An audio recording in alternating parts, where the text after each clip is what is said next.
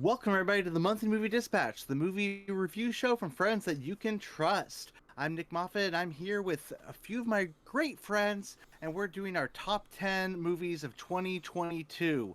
Even though it's March of 2023, let's hold up, and I just want to say that that's because our movie calendar goes from Academy Awards to Academy Awards. You know, we do our top 10, in my opinion, the way that most people should do their top 10, when the movies are available. Straight up, a lot of the movies that come out, we aren't even able to see. The movies that are not for Best Picture often don't even get to where I live until January or February. So this gives us time to truly see all the movies we want to see and be proud of the list that we're putting forward. I'm just wanting to say that I'm just excited to do this, and yeah, I mean, I think we're just gonna jump right into it. We don't, I we I'm here with Derek Deal. Hello.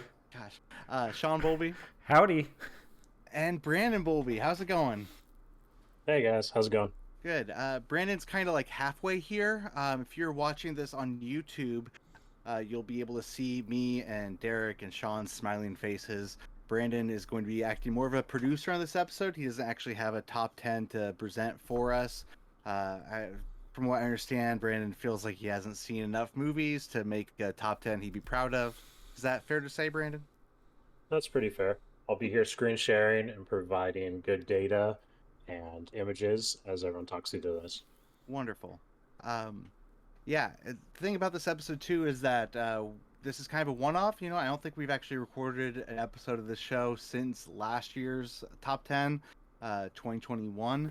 But it's been a great year for movies, and we're just kind of getting the band back together for this one-off thing. You know, it's just really fun for us to get together and talk about our favorite movies of the year. So really, really we're having a good time. We're gonna have fun with this. So hopefully, if you're watching or listening, hopefully you have fun going over our list with us as well. So before we get going into it, we're gonna jump into our top 10 pretty quick. We're gonna go around and just kind of say some movies that we might have missed that we haven't actually gotten a chance to watch. You know, we're all busy people. We're not professional critics. So, Derek, what movies have you missed that you kind of think are noteworthy?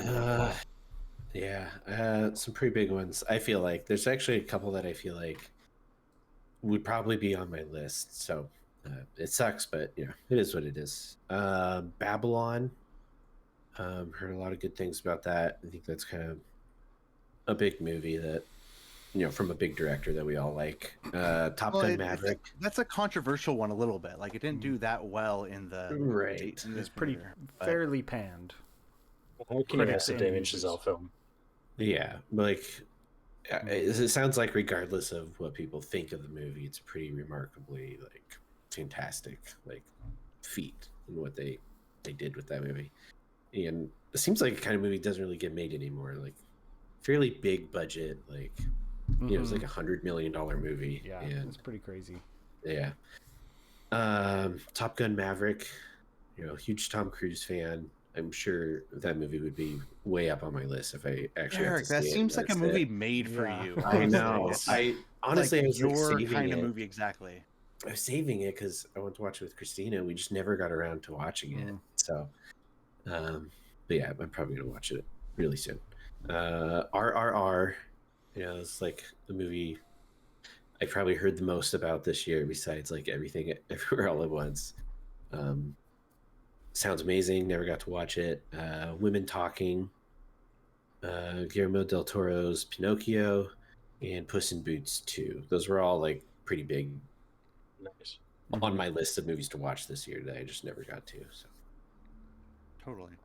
Shaun, what about you? Are you missing any? Yeah, there's only a few that I think would be contenders for my list. All Quiet on the Western Front is one I really wanted to see, and just I kind of tried to watch it sometime this week, and I just wasn't able to fit it in at any point. The other one is After Sun is a movie I've heard a lot about, and I just that one just didn't end up seeing it. Yeah, Shaun, I'm right there with you. Like, After Sun was top of my list. I heard Yeah. I feel like everything I've heard about movies sounds like it'd be right up my alley, and I just totally Mm-hmm. missed it. I wanted to see Babylon for your sake because I know Mm-hmm. you're a big fan of it, and I was like, man, it'd be great for someone to respond to Shaun if he puts it on his top 10. But Mm-hmm. I did not see that.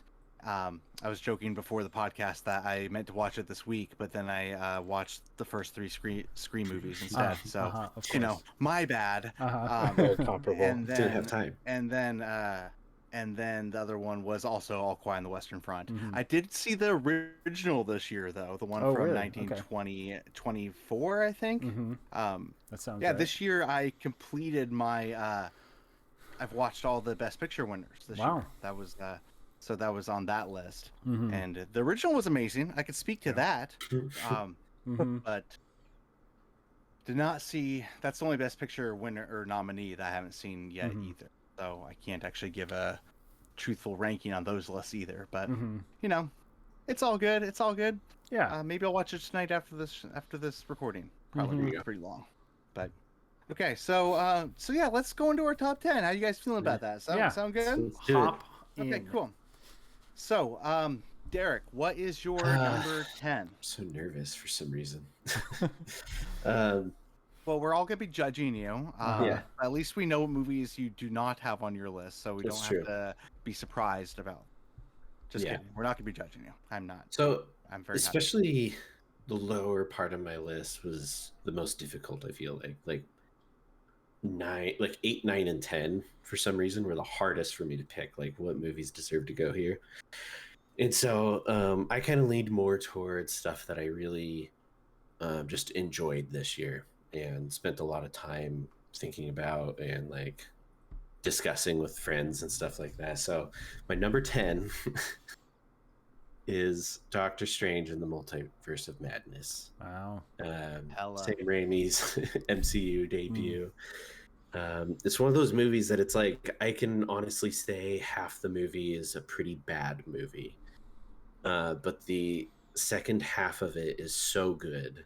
It's so like just such an exciting thing for like I think fans for MCU, but also just Sam Raimi, like really getting to see him like flex those muscles we haven't seen in quite a while now, and really inject like a lot of energy into a pretty not a very exciting MCU lately. So yeah, I watched the movie like 4 times this year, Wow. and I've just talked about it so much, and it's hard for me to say that movie doesn't contend with my favorite movies this year if I've spent that much time with it, So Mm-hmm.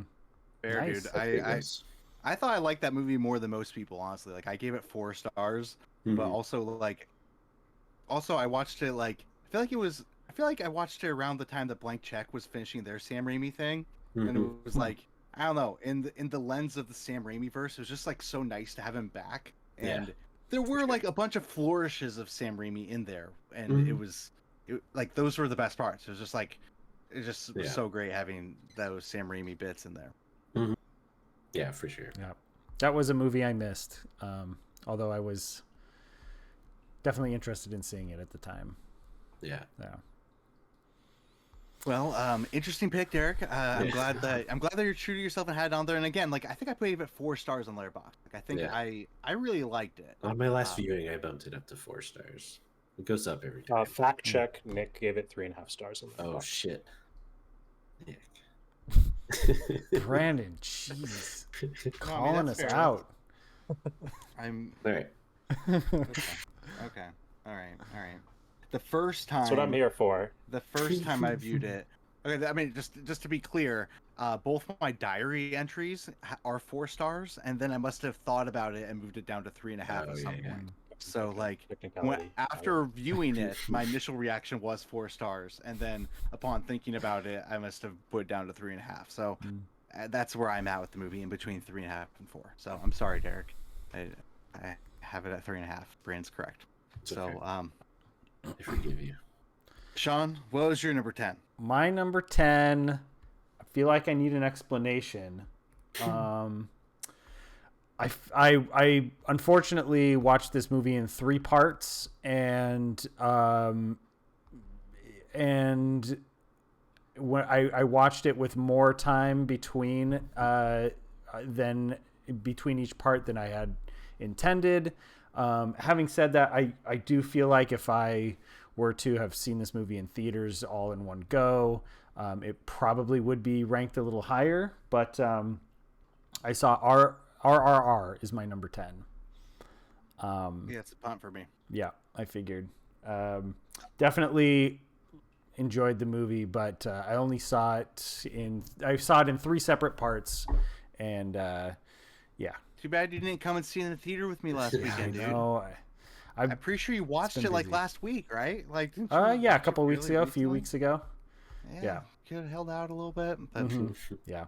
and also, it's like really surprising. I feel like you're not one to watch movies in multiple Yeah, times. Like I I do mean, that all the it's- time. I it's- do it all the time. So you know, It but- was in part, I knew Kelly would like it. I knew it would be really fun to watch it with Kelly. So, yeah, that was kind of part of it, convincing her to do it. Because I didn't know if she would ever actually give up 3 plus hours to watch the movie. If I, yeah. I get you. I get you. But anyways, unfortunately, but we'll talk about it later. You saw Yeah, I it. mean, Mhm. yeah, you saw it. Yeah. Well, I've heard about them. I mean, I've seen the movie, but like I've had before I saw it, people were telling me, "Oh, you can watch it in parts. It's still a match."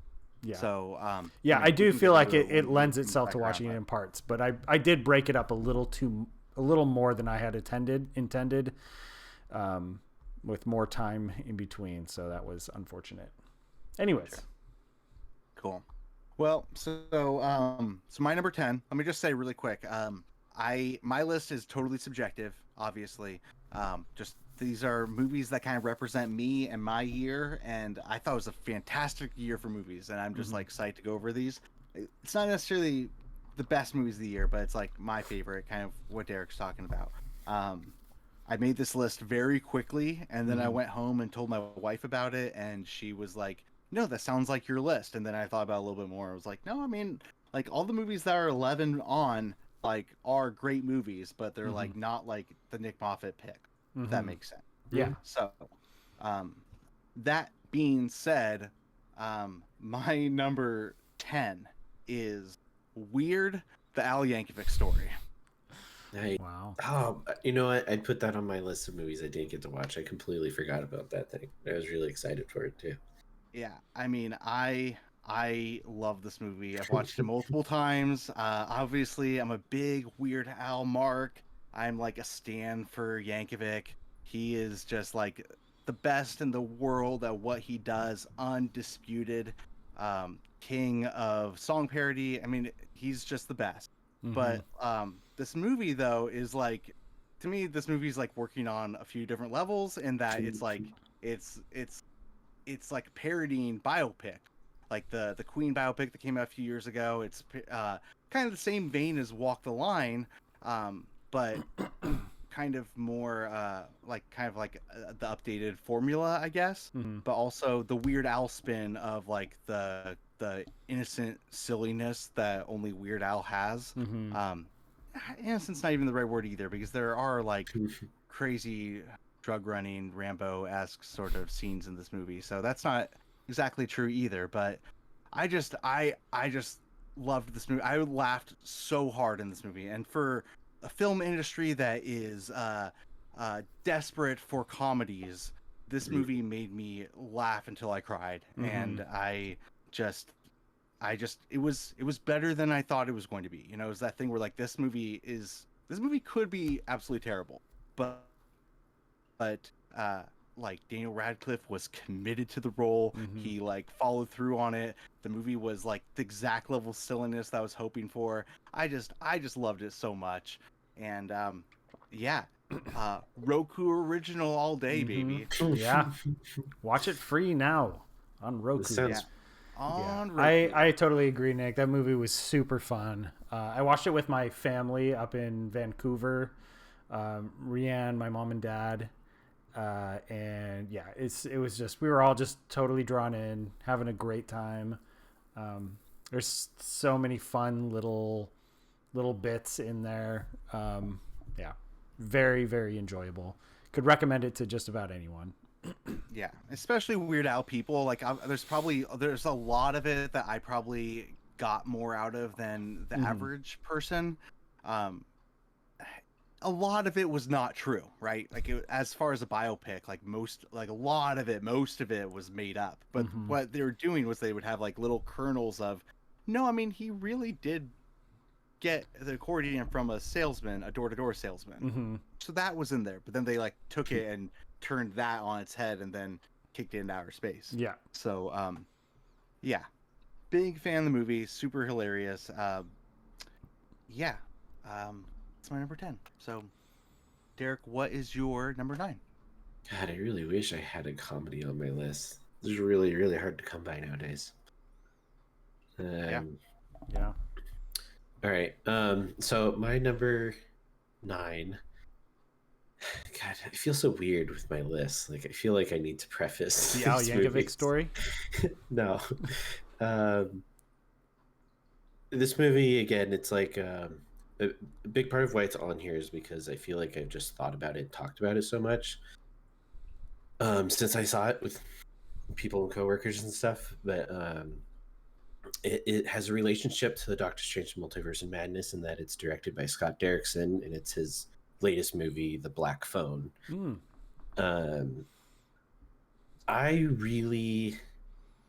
took me a while to get to see it because I actually wasn't, I don't know, outside of like the MCU, I've seen a couple of his movies. I've never been like a huge fan, and I've never thought that they were specifically scary or anything.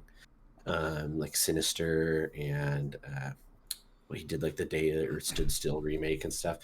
But when I was just kind of watching a lot of movies that came out this year, I casually threw this movie on, and it really just kind of swept me up. Like, it has some really amazing performances by some kid actors.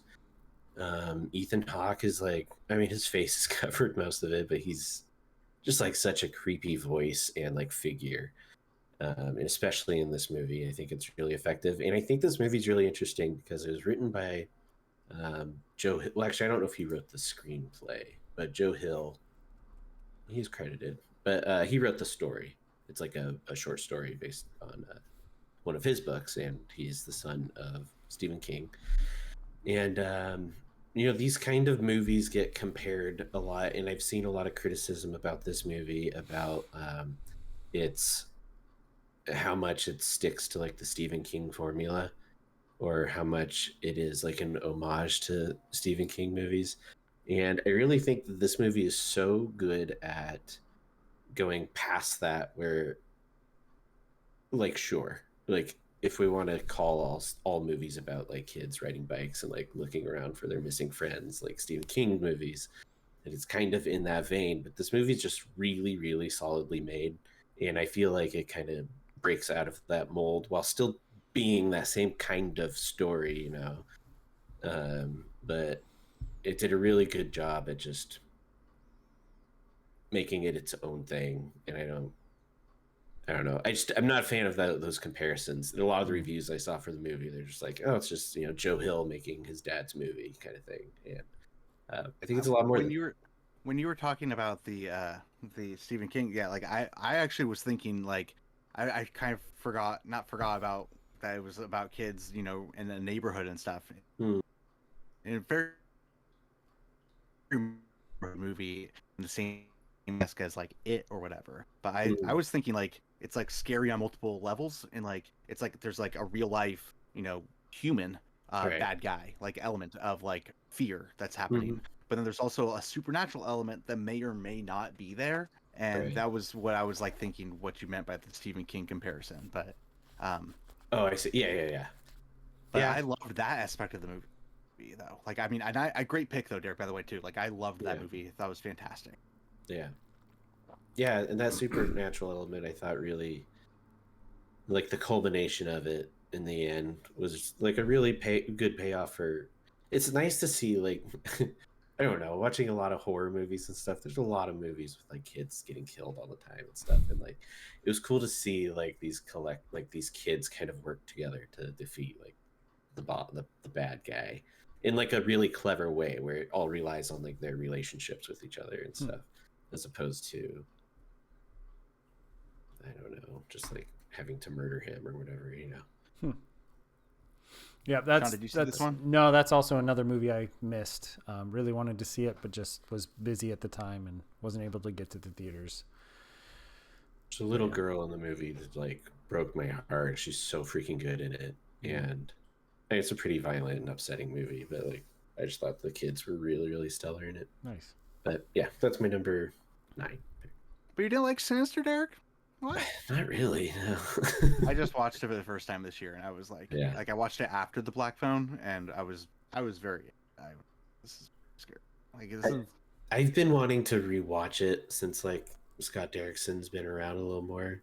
But when I've only saw it when it came out, and I just wasn't a fan then. But I feel like both movies had like the same kind of issue in that like with a few tweaks, it could have been an all-time classic. yeah, But they had these like pitfalls that were like, you kind of just like drop the ball in that scene, that you know, and then it kind of brings it down. right, yeah, loses that connection to the main audience and stuff. But, yeah, that was my number 9. Cool. So Derek or Shaun, what is your number 9? My number 9 is another horror movie, Pearl. All right, Pearl. Nick, or sorry, Derek. Did you see Pearl? I did. Yeah, I loved it. Yeah. All right. Yeah, I was just gonna say that. I think, Pearl was. It kind of blew me away a little bit. I was not expecting it to be as good as it was, and I didn't expect it to like have an effect on me like it did. It is a prequel to a movie that came out much earlier this year. It was 2022, right? The X came out in very early 2022. I feel like X came out in like March or April, and then Pearl came out in like September, October kind of thing, right? Yeah, that sounds right. So it's really interesting because in X, Mia Goth plays, and it's a little confusing. And I didn't even understand it. I didn't even know this when I originally saw X. But Mia Goth is playing the main character, a young kind of or 20-year-old woman, but she's also playing the old lady in like heavy makeup, prosthetics, and I did not catch that at all. I had no idea that was Mia Goth. I didn't catch it till like the very end when they have a confrontation. I was like, wait a minute. But so then Mia Goth plays the older woman as a young 20-year-old woman in this movie Pearl. And I thought it was a fantastic movie. I thought Mia Goth absolutely knocked it out of the park. There's like particularly two or three scenes where it was like jaw-droppingly great performance. And I think the movie adds a lot of context to the original movie X. And I think it really just, I think X it had some interesting stuff going for it, but I think it was kind of more just a typical slasher film for me. It was good, it was enjoyable, but it didn't really hit me in any kind of personal or interesting way. But I think Pearl just really gives the whole story so much more depth, and makes that character from the original movie so much more interesting. And it's kind of the journey of a young woman in America at that time, and kind of being beaten down by society, and going through dealing with expectations, and all kinds of things.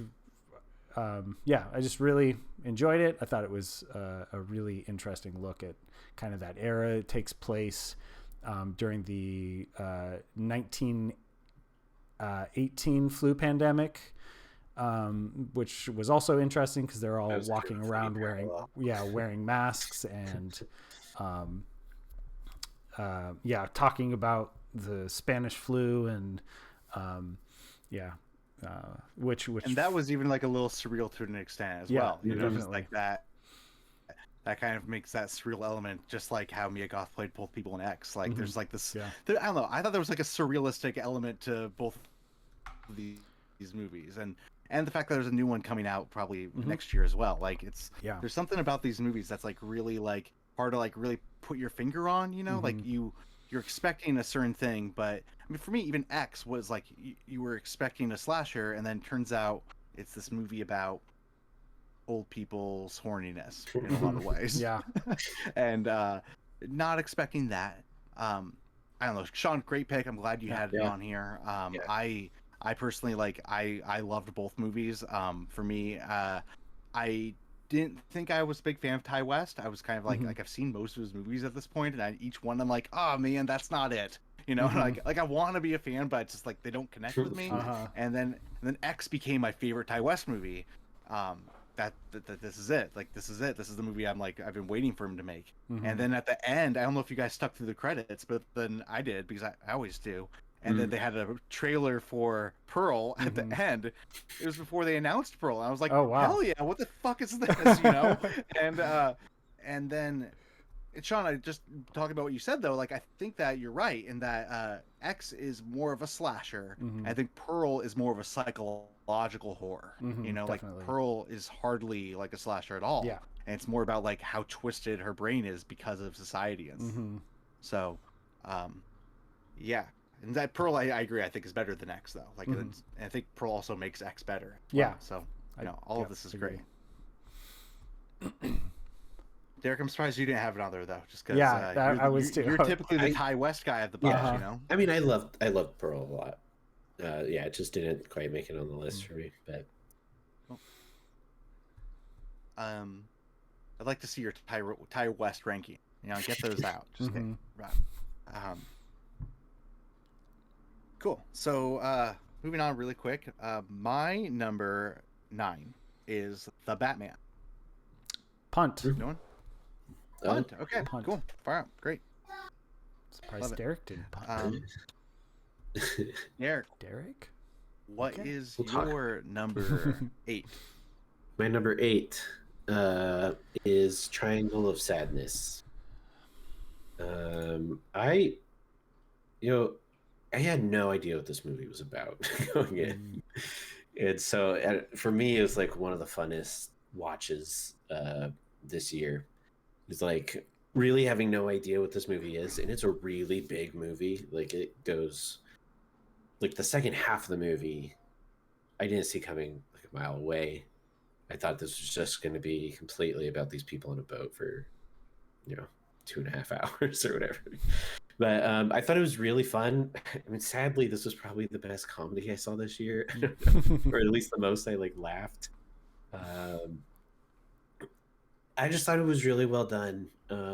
Part of the twist of the second half of the movie, I thought was just like such a wild direction for the movie to go that it was just really was just a lot of fun. I don't know. Had some really good performances from some actors that I've never seen before.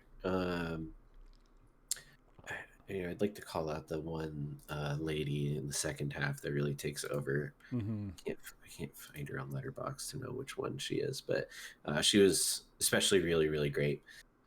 And I've never really seen that director's movies before, Ruben Östlund. I know I always hear about him. They're always kind of talk, they're generally in the Cannes area, and but I've never really seen any. I think Brandon liked a couple of his movies too. I know, The Square, he had put on one of his lists. But he does a lot of social commentary things. I thought that this movie kind of fit in with Glass Onion and stuff, and kind of the kill the rich type thing that's been a big popular storyline this year in movies. But I just thought it did it better than the other ones. For the most part, I thought it was just a solid movie. I really liked it. I think that it did a really great job of making them the butt of the joke. throughout. Unfortunately, it didn't make my list. I really enjoyed it too. I have a quick story where I went to see this in theaters, and it was literally just me, and I was sat a couple seats away from this older couple, probably like in their 70s, like a woman and an older man in their 70s. And we were just watching the movie, and there's one particular scene where they have the captain's dinner that I thought was one of the funniest things I have ever seen in my life. And it just keeps going and going and getting crazier and crazier. And it was just me and this older 70-year-old woman just hysterically laughing, uncontrollably hysterically laughing at this scene, at a pretty grotesque, like, vomiting scene. And that goes on for like 5 to 10 minutes. And I just, it was just so perfect and I think both of us kind of shared that moment together, and we both knew how much the other one was enjoying it. So that was fun for me. Yeah. Totally. Yeah. I mean, that sounds hilarious. Like, and I agree, that scene was very funny. I was not a fan of this movie. I didn't like it. I mean, like, I was avoiding it because I was kind of like, I don't know if I'm a fan of Ruben Östlund. Like I'd seen The Square and Force Majeure, and both of them didn't for me. And I'm like, I don't know if I'm gonna like Triangle Sadness. I liked bits of it a lot. I liked the setup. I liked the introduction of the characters. I liked Woody Harrelson in it quite a bit. I loved the captain's dinner scene. For me, the move off the rails in the second half, and I didn't really like how they told that second half of the movie. Like, it just, like, I understood the metaphor that they were going for, but I just thought other movies did it better, and I just couldn't understand what was happening for a lot of it. I was like, well, on a character level, none of this is making sense. Is what I just kept thinking, but. I felt like that I also kind of movies. I also agree with that, Nick. The second half did kind of fall off for me quite a bit. It was too on the nose. It was too, like, him just kind of arbitrarily taking earlier characters and doing completely, just whatever he wanted with them, making them do fairly odd things, just to make his point, I guess.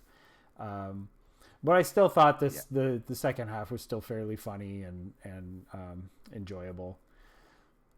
Totally, and I get why people have its fans. Like, Derek, I'm glad you have it on your list. It's like it's that thing where sometimes just sense of humor, especially when it's coming from a foreign language director, like, just doesn't always connect, kind of thing. Yeah. And I'm just finding that his movies are saying something, and I like what they're saying often, but they don't always. I don't know, like both the Square, all three of them, I feel like I've really wanted to like, and then they just kind of slip away from me. But anyway, good pick, Derek. Triangle of Sadness. All right, so Shaun, what is your number 8? My number 8 pick is Babylon. Right. Nice. Yeah, I guess. Higher, I guess I'm just gonna talk to myself here for a little bit because no one else here saw it. But man, what do you even say about Babylon? It is a wild ride. I think after I saw it, my first thought was just, there's a non-0% chance that this movie is a masterpiece, or it is just pure masturbation. The more I think about it and the more I go over it, the more I think that it is closer to a masterpiece. And I do think that, especially if as Damien Chazelle continues to make great movies, which for me he's batting 1,000, I hope and I think people are going to revisit this movie and that does not that he's made 1,000 movies, but he's No. I was just like, how many are there? One, two, I three, think there's four. Yeah. 4. Yeah. But yeah. Yeah, I hope and I think people are going to revisit this movie and think of it more positively. I think it's going. I hope it finds its niche. I hope it finds the people who would like a movie like this, because it is completely wild. I'm sure you've all heard people talk about how crazy the movie is. Mhm. And just for that alone, I think it's worth a watch. For me, as someone who comes from the film industry, there are some of the best, like movie making scenes in this movie. Like there's one scene in particular that I keep showing to people. It's like this kind of long, extended scene where for the first time they're bringing microphones into, because the movie is about the transition from the silent movie era into the talkies. And so there's a scene where they first bring microphones onto the sound stage. And they're trying to shoot a scene and just everything is going wrong. And it's such a funny scene. It's such great performances. And Damien Chazelle is just a master filmmaker at this point, I think. And yeah, anyways, I hope you guys end up seeing it. I hope you guys like it. It definitely gets weird towards the end, and it is a very long movie. And I think that's probably a large part of why people were turned off to it. It's a little too much for too long. But yeah, I think maybe give it a chance. And if you start to really not like it, I would say just maybe turn it off and just enjoy the first half or something like, because I think the first half in particular is just is so fun, such a wild ride, and totally worth watching. Yeah,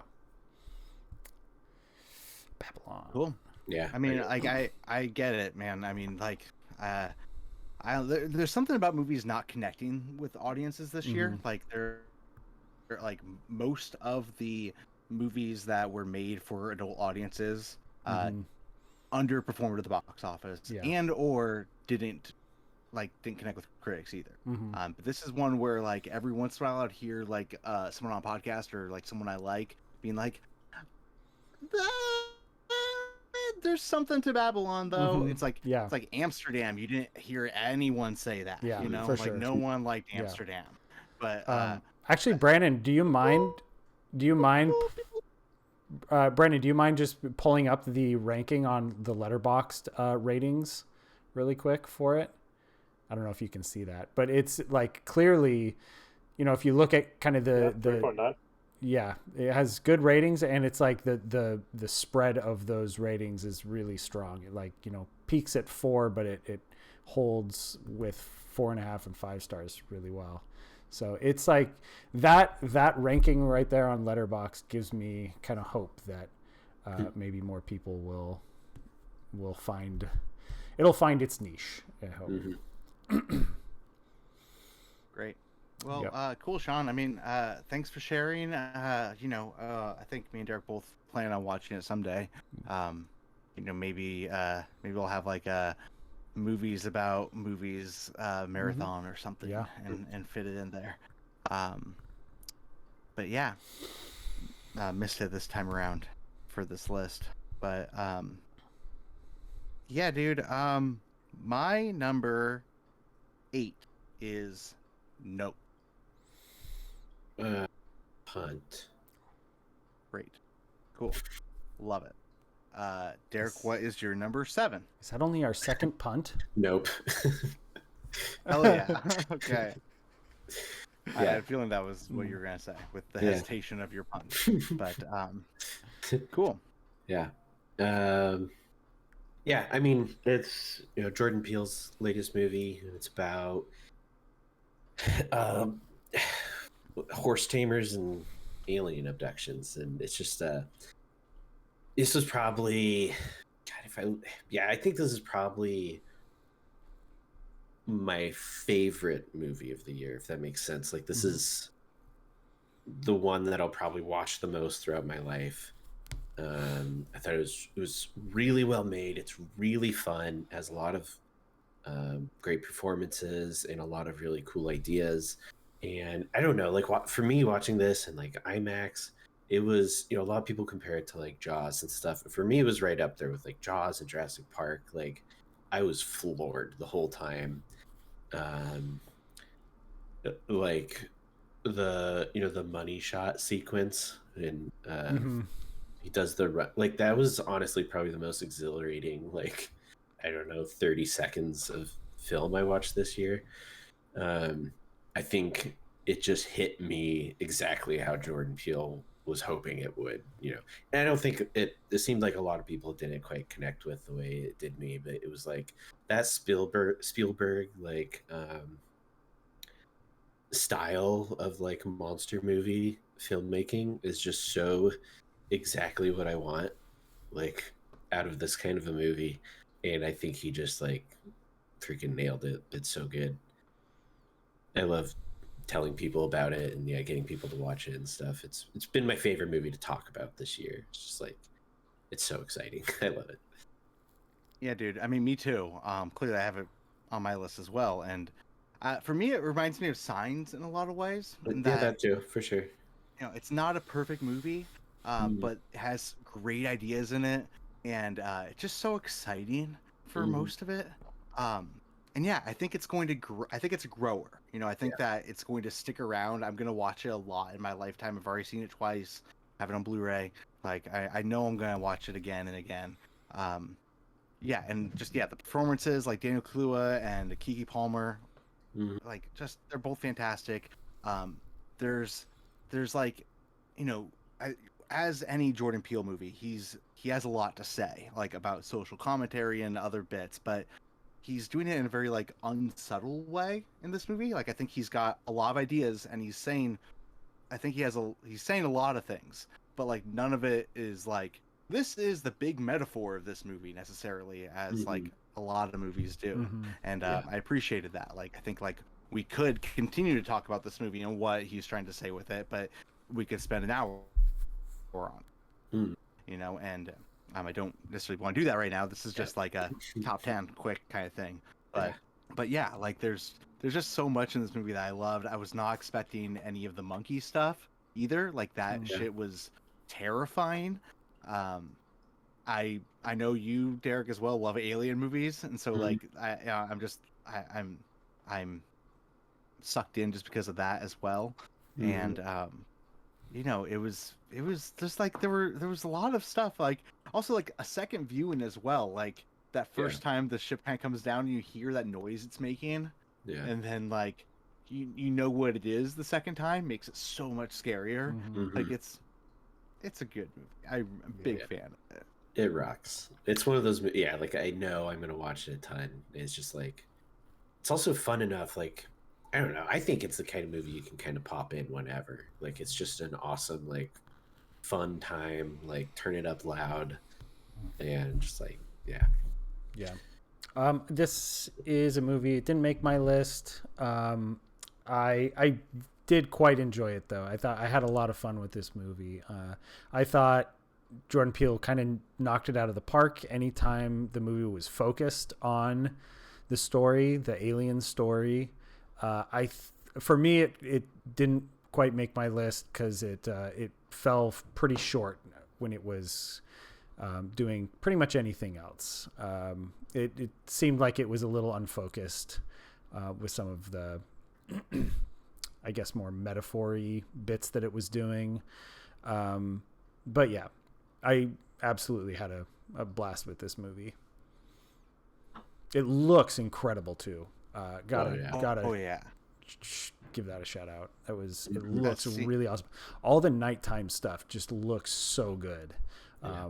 Unlike anything, I think they use some really interesting kind of nighttime, day for night photography techniques that I don't know if I've seen in any other movie, and it just looks really good. Supposedly they made it up for like they were. I know initially when the movie came out they were super secretive about like Yeah. what's his name, Hoyt Van Hoytema or whatever. Like didn't want to reveal like. And then they how they ended shot up it. like explaining Yeah. how they did it. It's something about like they did kind of a 3D or like they shot with two cameras. One of the cameras being either a thermal image. Yeah. No, it wasn't a thermal. Something It was like like a It's like infrared camera that they were filming with both those cameras at the same time, and blending those two images together to get that really cool looking nighttime stuff. It just looked really good.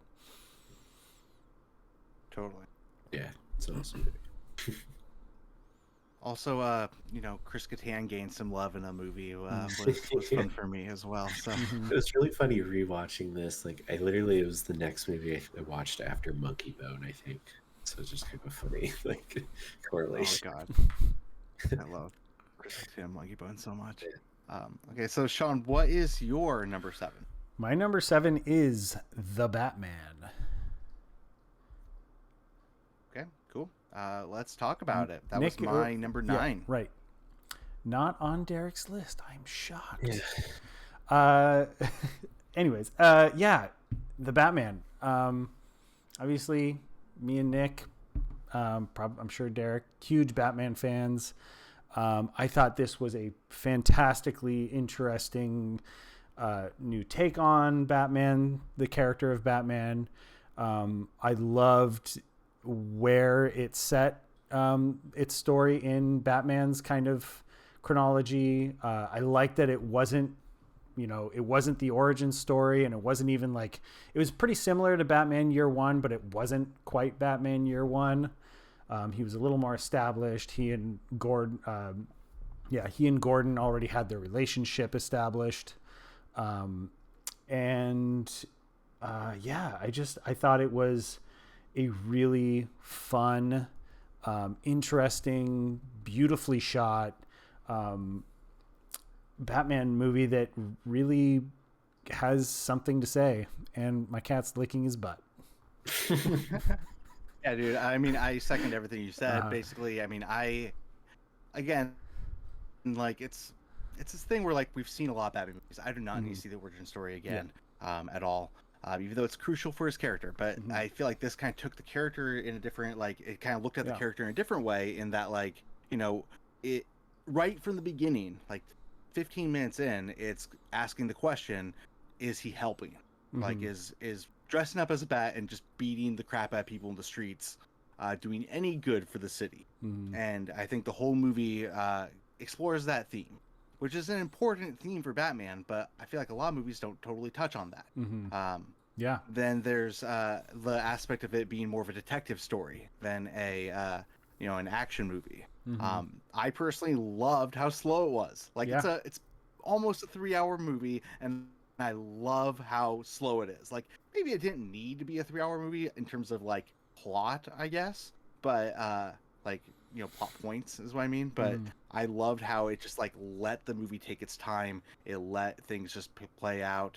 And then when action did happen, it was fucking awesome. Like, the car scene is like one of my all-time car like scenes in a movie. Yeah, like definitely. That, like, I mean, I seen that at the Dolby screen. Like, I was like literally like, and I knew like that they have the little bits of in the trailer of like the Penguin going, "I got you," and like when that happens in the movie, I was just like, like, I was so freaking pumped. And I just loved it. I loved I really truly loved this movie. And like, I'd probably say it was the second best live action Batman. I don't know where you guys are on with that. Actually, Nick, you said the top 10 was our last episode from last year, but the Batman episode was was the last monthly movie dispatch episode, the Batman ranking episode. Oh no shit! Yeah, I forgot we did that. Yeah, and I think I put it at number 3, which happens to be number 2 live action. So yeah, I'm right there with you. Yeah, I think this movie has like some imagery too that is like instantly iconic. Like there's like in particular towards the end a top down shot of Batman with his red flare leading people from somewhere to somewhere that I'm not going to say. And like just that image of Batman in the dark with his red torch leading people is just like it got me. It got me right here. And yeah, it did like it captured what I love about Batman. Not completely unlike other movies that I've seen, but yeah, it nailed it.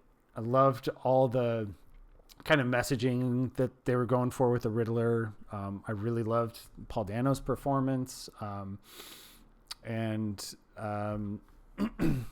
yeah, just a fantastic movie. The chemistry between also Colin Farrell, like Colin Farrell. I'm Colin all Farrell's so about makeup these days, guys. Let's take a great actor, stick him in a bunch of makeup, and let him act the crap out of it. It doesn't look like him at all. Yeah. Shan still doesn't believe that was him. He thinks we're all just playing. She thinks we're all just playing a trick on her. Like it's. This was the most I liked John Turturro in a long time. I will say, I thought he was great in this movie as Carmine Falcone. Oh yeah. I guess I haven't really seen him take a role like seriously in a long time. It feels like he's used as a lot of comic relief and stuff like that. So I thought he was great.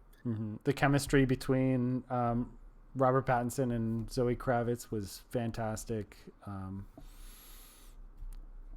Yeah, just loved it all around. Loved it. Big fan. You know, this one. Giving reasons why it was not on your. Or just didn't. It was definitely on there. Do you have a hot take? It was on like my initial list of top 10. It just never. I don't know. When I was comparing it with some of the, like, I think it's better than multiple movies on my list, but I didn't place it on there because ultimately I never really thought about it much after I watched it. I did like it a lot. I gave it 4.5 on Letterboxd, and yeah, it's probably right up there between my like number 1 and 2 favorite Batman movies.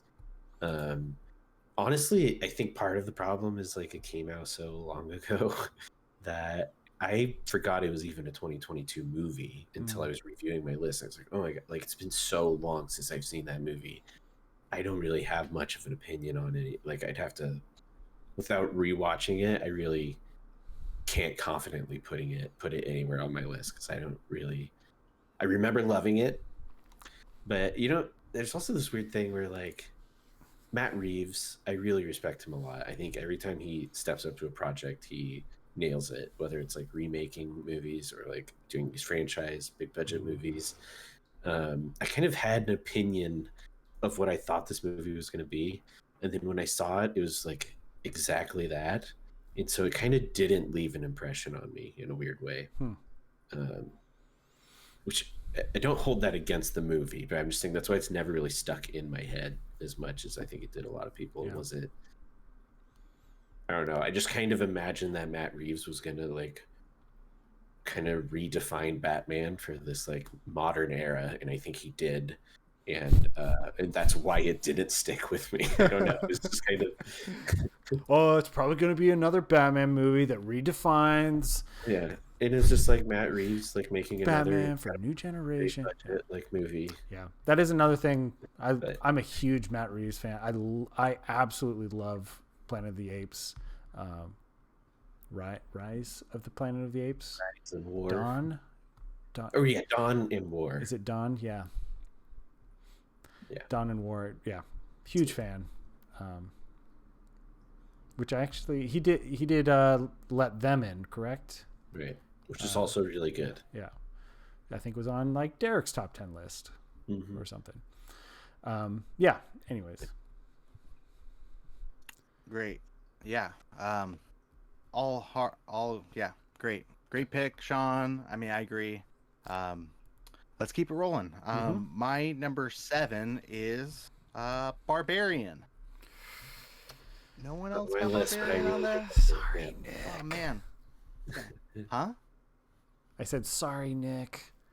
It's all right. It's all right. Just to me, like, I love horror, and this was just, like, pure, like, this is kind of everything I love about horror in a lot of ways. Like, it's got like a lot of great like social commentary that isn't, it's explicit, but it's not like what the movie's about. It's like it's there, it's boiled in, like the struggle, but it's also like just part of the characters' lives. Yeah, and it feels very natural and organic, the way he incorporated the social commentary. Right. I mean, it's about this young woman who goes to an Airbnb, but there's someone else there, which immediately is like a red flag, obviously. And so you're skeptical, just like she should be. Turns out he's a nice guy, and then like there's this like basement that sketchy shit is going on down there, and then the second half of the movie, kind of, I think Cauchet said it best when he said it like evil twos itself, in a lot of ways. Like it kind of like, I'll just leave it at that. I don't really want to say too much in case some people haven't seen the movie, but I do want to tell a quick story in that when I saw the movie, I saw it like on a Wednesday afternoon. Like I like left work early. It was kind of a weird work day where I had the opportunity I had to like leave and then I had to come back later. And so in that time I went to the movies and saw Barbarian, and I was literally the only person in the theater. Like I was the only person. And there's a scene where they're in the basement and you like see something for the first time, and I literally went like I just like screamed at the top of my lungs in this movie theater, like knowing that I was by myself and I could get away with that, but it was very much a visceral reaction. And then there's a hard cut to what's his name, Justin Long singing in a car, which is just like the best thing ever. That's a great smash cut. For me, I think this movie, I think it's like it's kind of 3 horror movies in one. Like the first one is a really interesting kind of social satire, social horror type movie, and then the second one is like almost a horror comedy, and then like the third one, it just like gets crazy, and Jonesy really wants to play right now. So he's bugging me. And then the third one is just like wild, crazy, out there monster movie. But yeah, it's a super fun movie. Definitely recommend it. Didn't quite make my list. For me, it didn't quite stick the landing, but I had a ton of fun with it regardless. Yeah, I kind of second that. I really, really, really liked it. I also love this trend of like comedians turned horror filmmakers that's been happening. It seems like there's something there that works really well. He's from a sketch comedy group. Nice. But yeah, I'm kind of the same. Like I liked most of the movie. I think it kind of I wasn't a huge fan of the third act. I liked it. I just don't think it just didn't quite elevate it is enough to make it on my list kind of thing. But it was definitely one of the better horror movies this year. Yeah, I mean, I think the ending the very ending could have been stronger, but like honestly for me, like everything even leading up to the ending, like there's that scene where Justin Long is sitting there going, I mean, I messed up. I don't think I'm a bad guy, but I've done I know bad I things, messed up, but and I think I've done bad things, and I think I can redeem myself. And he's talking about like what he just did, like with the Barbarian, or you could debate what the Barbarian is in this movie, but he's talking about like what he just did. But he's also talking about what he did like earlier, like before the movie started, and like about himself and everything. And then the monster shows up and he just sprints and leaves everyone behind. And it's just like man, I just love how that movie played out with everything.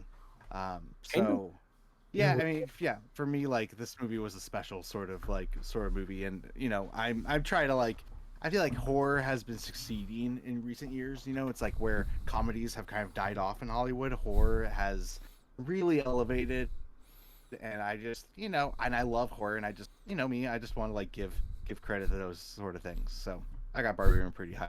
Yeah, Nice. I appreciate a lot about this Derek, movie what? too, Derek, what?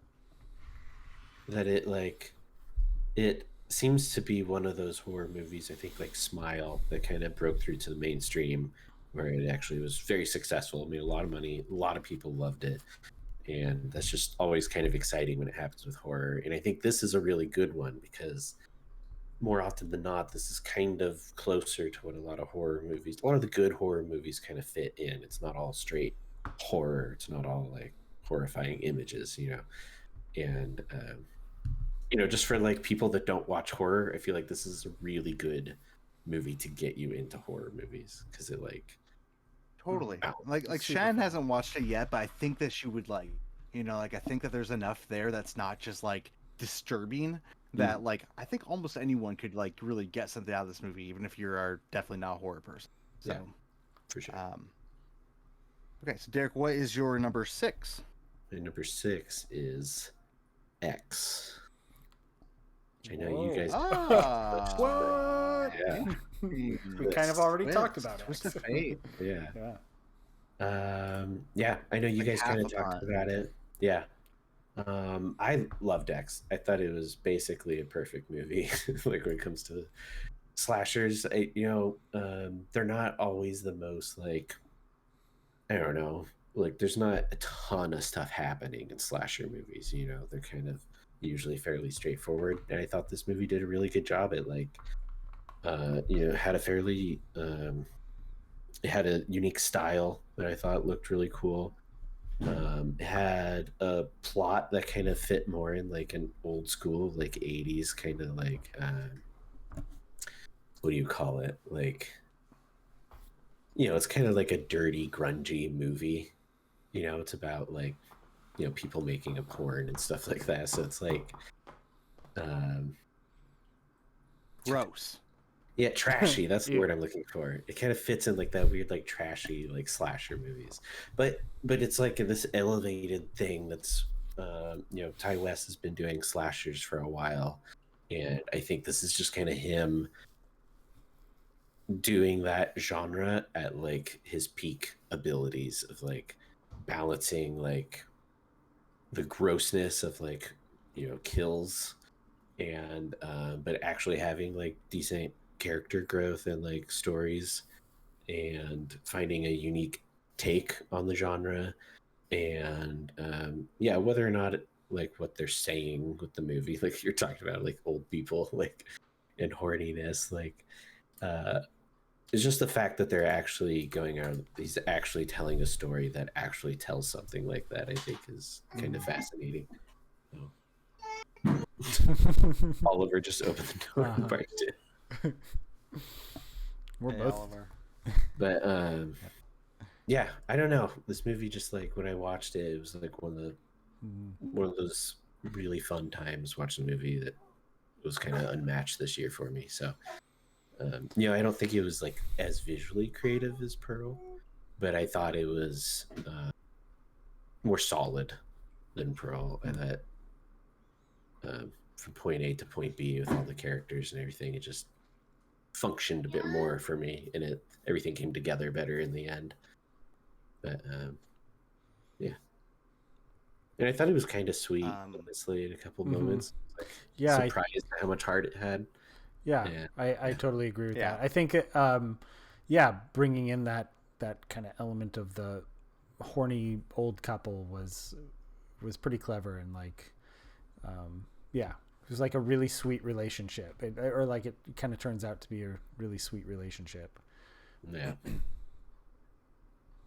I had a lot of fun. With the movie. Plus, you got Kid Cudi in there, Yeah. right? Yeah, and honestly, I thought like it was like as far as slashers go, slashers to me generally aren't scary. But I thought that this movie had some really tense scenes, and yeah, good stuff. Excited to have Ty West back. Yeah, dude, I'm glad that you redeemed yourself with your Ty West fandom and got him in your top 10. Yeah. Yeah, for this for pick. some reason it never even Um, occurred to me me and that Shaun already talked about it a little yeah. bit. But Yeah, I know. For some reason it never Well, you even get- occurred to me that you would have X over Pearl, but Yeah. it actually makes sense. Makes sense. Yeah, that's my number 6. Nice. great.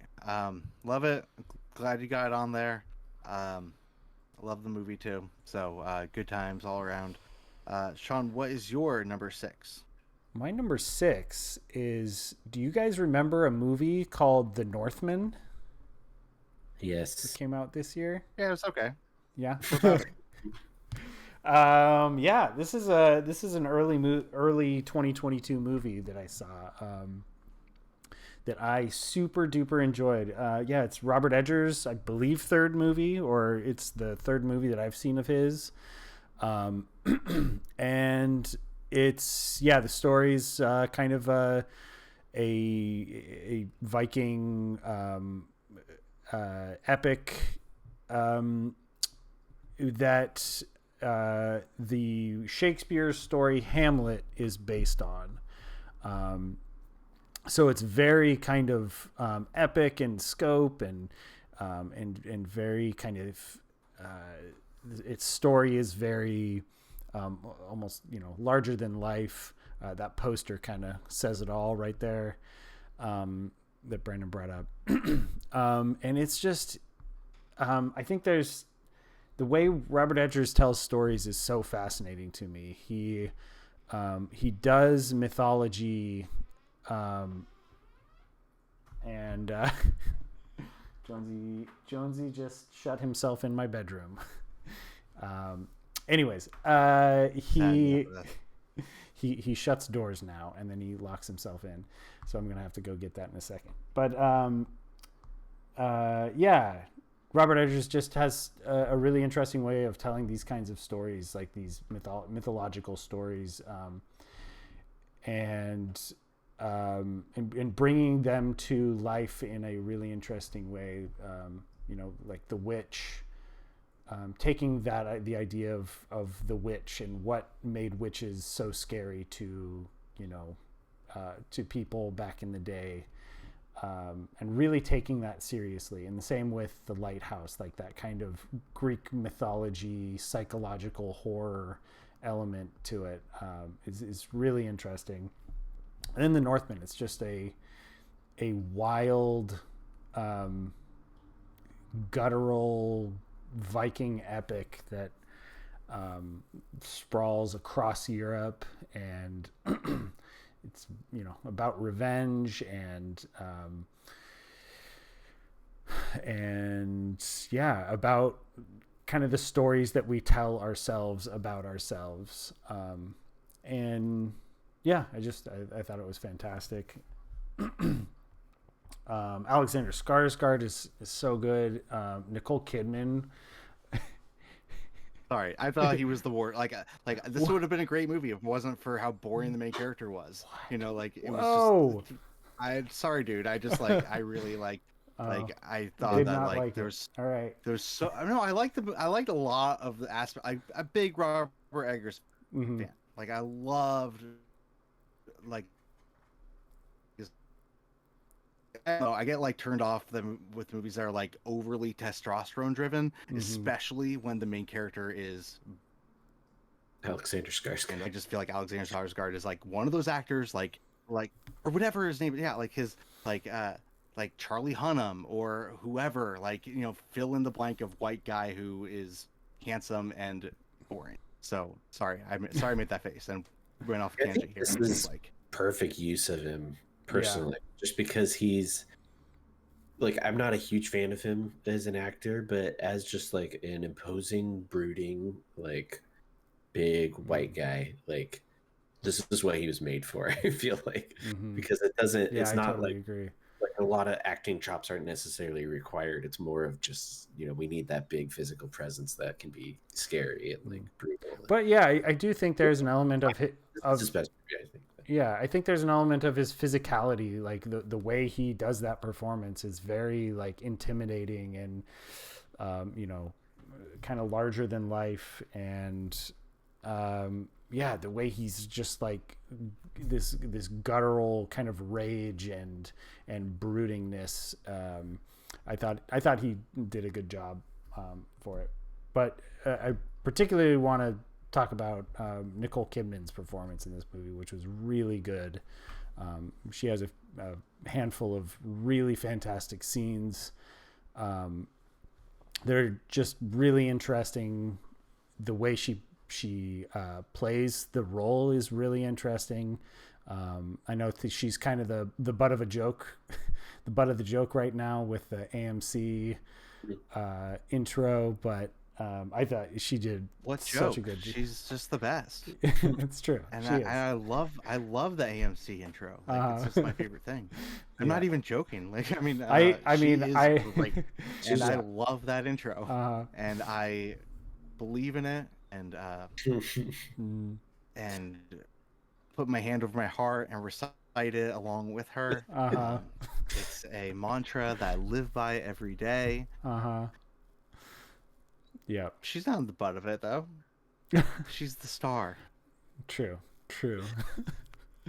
But yeah, no, it has been memed of it recently quite a bit, and but yeah, I think she's still got it. She is a fantastic actor, and does really well in this movie. Yeah, she's great. Yeah. This is a movie that moved in and out of my list for a while. I definitely really, really liked it. It never made it on. I think, again, part of it's like, it's another movie I was like, that was this year? God, that was so long ago when I watched it. And it just hasn't stuck in my head. You know, as I was reviewing movies, I gave it 4.5 stars. You know, as I was looking back, or at it, like, oh, this is probably a movie that is worth being up there in the competition. I just couldn't remember almost anything about it except for that I liked it. So that's why it didn't really make my list here. Totally. I mean, I gave it 4 stars, so like I liked it. I just, I mean, there's some I want more. Stunningly gorgeous scenes in this movie. Brilliantly shot, brilliantly visualized. Yeah. Really quick, is Brandon, you still here? Yeah, I'm still here. Brandon, you on mic? Are you still here? Yeah, I'm still here. Have you seen The Northman? I have not, but actually, Northman is one of my main movies I would like to pick up and watch immediately of the whole year. It's like one I still am sad I missed in theaters. Yeah. Cool. Now that we're getting into the top 5, I'm gonna start asking Brandon if he's seen if he's seen these movies. So just to see if he could have made a top 10 that he could have theoretically been proud of. So just testing out a theory. I'm just curious. So anyway, sorry. I'm anything else about The Northman? No, I just really liked it. Had some really awesome sequences. Cool. So my number 6 is a little movie that I guess it could have been a 2021 or 2021 movie. I know a lot of critics had it on their 2021 list, but for most of us, it was not available until like April of last year, far after the Academy Awards, going by my rules from earlier. And that is Petite Maman. Have you guys seen that one? No. So it's the new movie by Celine Scream. I'm terrible at saying French names. Celine Sciamma. She also directed Tomboy and Girlhood and The Portrait of a Lady on Fire. Great director. I think she's just like visually like stunning. Like all of her movies are freaking beautiful, and they're poetic and they're lovely. And Petite Maman is such a sweet.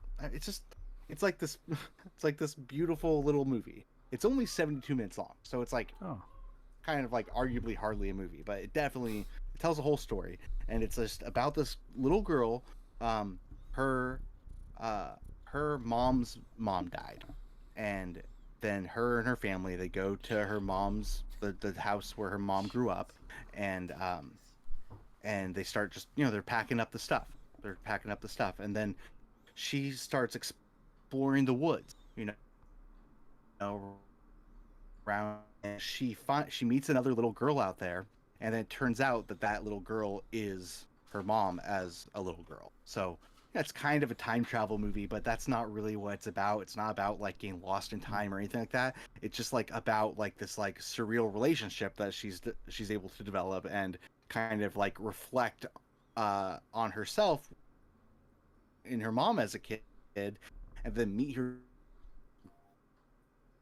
whole chain of their family dynamics. And it's just this like really beautiful story, and how it plays out. Like I seriously like it's a short movie. I like think everyone who has a mother could get like something out of this, and especially mothers, like any mothers that are out there listening. I think this would be like a really beautiful movie for you to watch. And a big fan. I just think it's a really, really great movie. And again, it got a lot of like critical acclaim when it came out for critics in like December of 2021, but then it kind of like vanished because it didn't really get a full release. Like I was able to see in theaters, but I'm pretty sure it really only came out for like a weekend for like Mother's Day. And it was I just felt like it was a really, really special movie. It just was a really, really beautiful, special movie. So yeah, I totally missed this one. I do remember it being on my radar at some point, but I totally missed it, and I have since completely forgotten about it. So I'm glad you brought it up. Well, watch it with your mom for Mother's Day, man. Right, It's coming up. good idea. Yeah, definitely. She'd love it. Your mom would love it. As long as she's okay with reading during a movie. Yeah, which, I think so. Some people aren't. But anyway. Good pick. I was recently. I guess it was so good background. Really quick, Brandon, have you seen Petite Maman? I mean, I'm in the same boat as Shaun. I think this was really hyped at the end of last year, and I kind of like forgot about it entirely after the year-end list was finished because it got kind of clumped in with 2021. I'm pretty sure it was released, if I remember correctly, it was released in New York City like one day, but like not in Manhattan or Brooklyn, like in Long Island or something at like a random theater that you'd have to take like get to. And I mean the reviews for it were crazy. Were crazy good. Considerations. But, okay, so let's keep it rolling. Derek, what is your number 5? We're entering top 5 here, guys. My number 5 is The Fabelmans. Wow. Hell yeah, punt.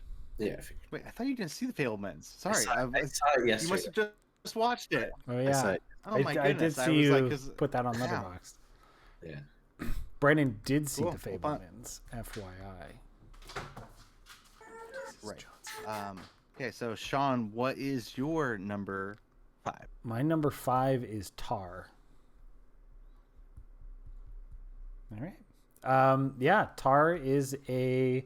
My number 11, Shaun. My number 11. Oh, I'm nice. sorry, Yeah, but yeah. it's right there. Yeah. It's right there. Tar is Kate Blanchett's a movie starring Kate Blanchett, came out last year, about she's playing a fictional composer, conductor, kind of a world famous fictional composer, conductor, who it's about how she wields power over people and kind of manipulates, and it's kind of more of a character study than really anything else, but it is a fantastic character study, and it is one of the best performances, Kate Blanchett performances, that I've ever seen, and there's truly a depth to her performance that is remarkable. I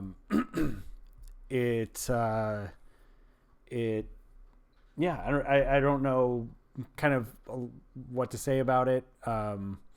because it's not really about a story or anything. It's just kind of building this character and continuously adding layers to the character. Well, Shaun, the way this movie is like structured is like pretty interesting because it's mostly just like it's mostly long scenes of people talking. Yeah. You know, for a movie being about a conductor, there's hardly any music. You know, or at least like her conducting music. Yeah. Like there aren't. It's not like Amadeus or something where there's long like big scenes of orchestras and stuff. Like there are elements of that, obviously, but like it's mostly just like scenes of people sitting and talking to each other intensely about very specific things. And the movie doesn't like. It's kind of like an HBO show where it doesn't give you any lead in. It doesn't give you any exposition. It just is like, okay, now these two people are talking, and you have to like put it together for them for yourself, like what they're talking about and how it fits into the bigger picture of the movie. And but then also like those scenes are long and but then as the movie goes on, each scene gets shorter, I feel like, and more intense. Maybe I'm wrong about that, but like, I can see that. Like for a while, it's like nothing's happening in this movie, and then stuff starts happening, and it starts happening like way too fast. You know, like it's like it kind of becomes like anxiety producing of how fast things are happening. Purposefully so. And I mean, I thought this was a great movie. I'm glad you have it so high on your list. It very much could have been that high on my list, but again, like after I read off my list of Shan, I was like, I kind of want Tar to fit in there, but it was like, no, this is kind of perfect for who I am right now. But Tar's seen there 11 as like a great movie. But honestly, if I had more time with it, like I only watched it like 2 weeks ago, like I might have. I don't know. I feel like this is kind of a grower for me too, where it could stick with me and permeate in my brain a bit longer. Yeah, definitely. It's also a movie that I really didn't get to talk to people about. I didn't really know anyone who saw it when I saw it, and so it's just kind of been sitting with me kind of by myself for a long time. But yeah, it's a really interesting movie. I also loved how they flipped the gender like roles as well, you know, in a lot of ways. Like this movie was very much like flipping gender and you know, like Triangle of Sadness did the same thing, but like for me this is like, I don't know, I really loved how this movie did it. And also freaking I'm sorry, Shaun, but I gotta say freaking Kate Blanchett, like oh my god, like she's really always been like a top 5 actress for me. Like she's in my top 5 with a bullet, but like she just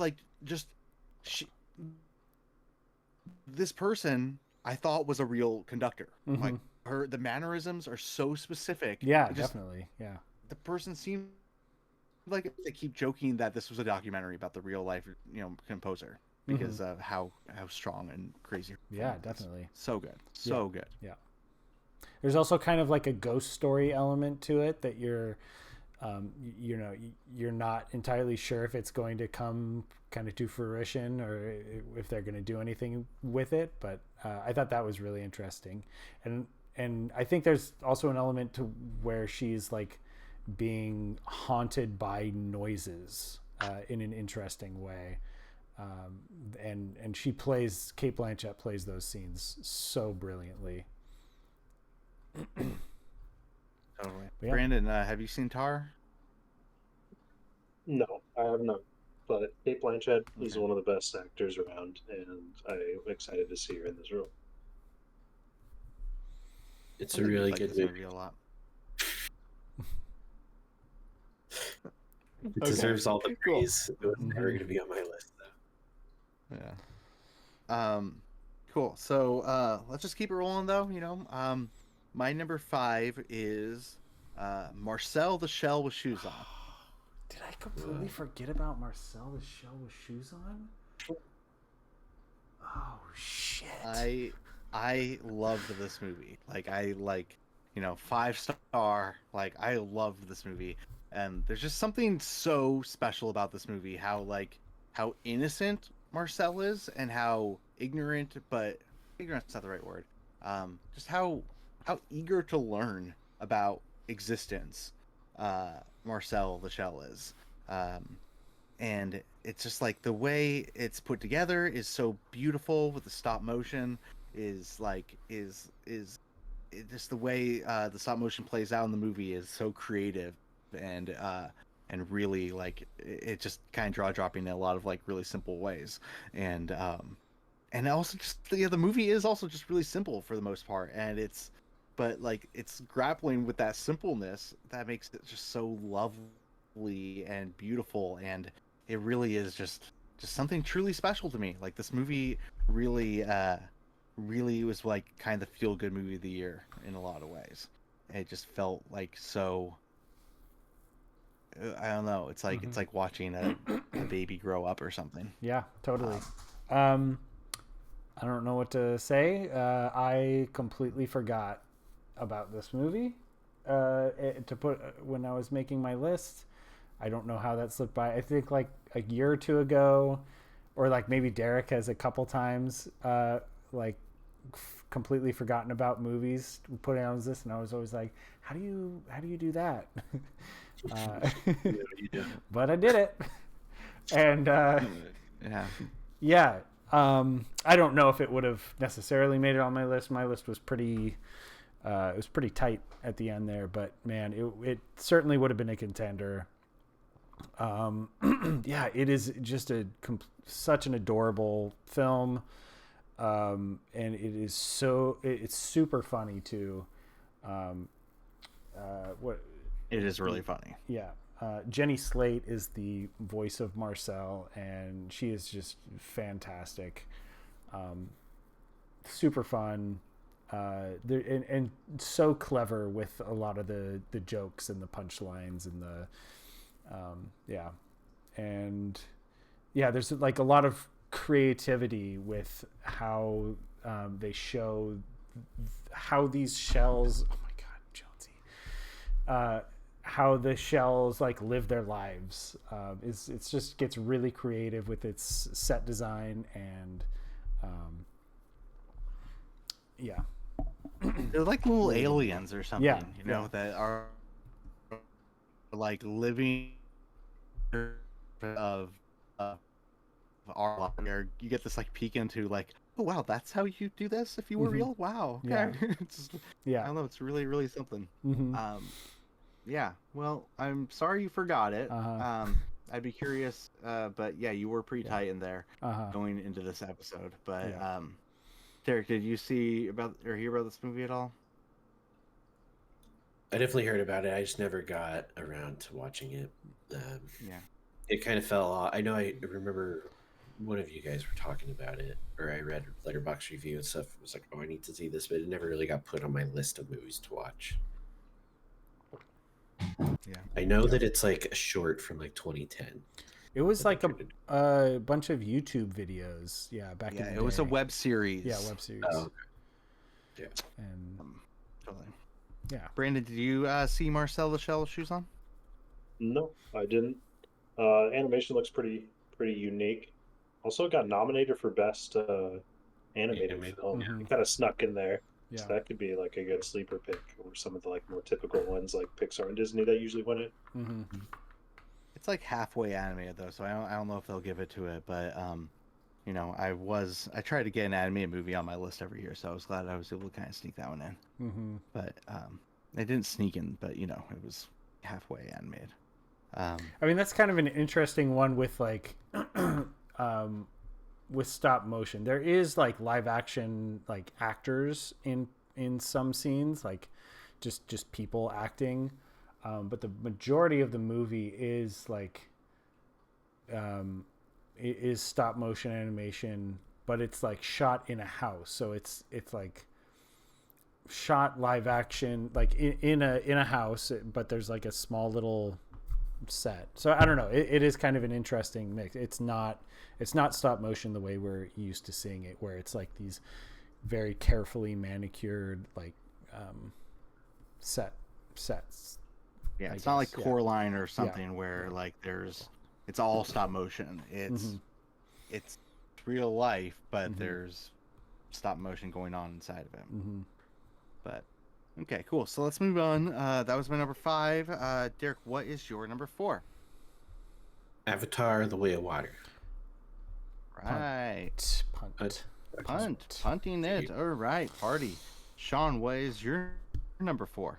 My number 4 is Women Talking. Oh wow! All right, cool. Um, Loved it. Didn't have my top 10 though. yeah. I watched this movie twice. I actually just rewatched it with my mom and Kelly.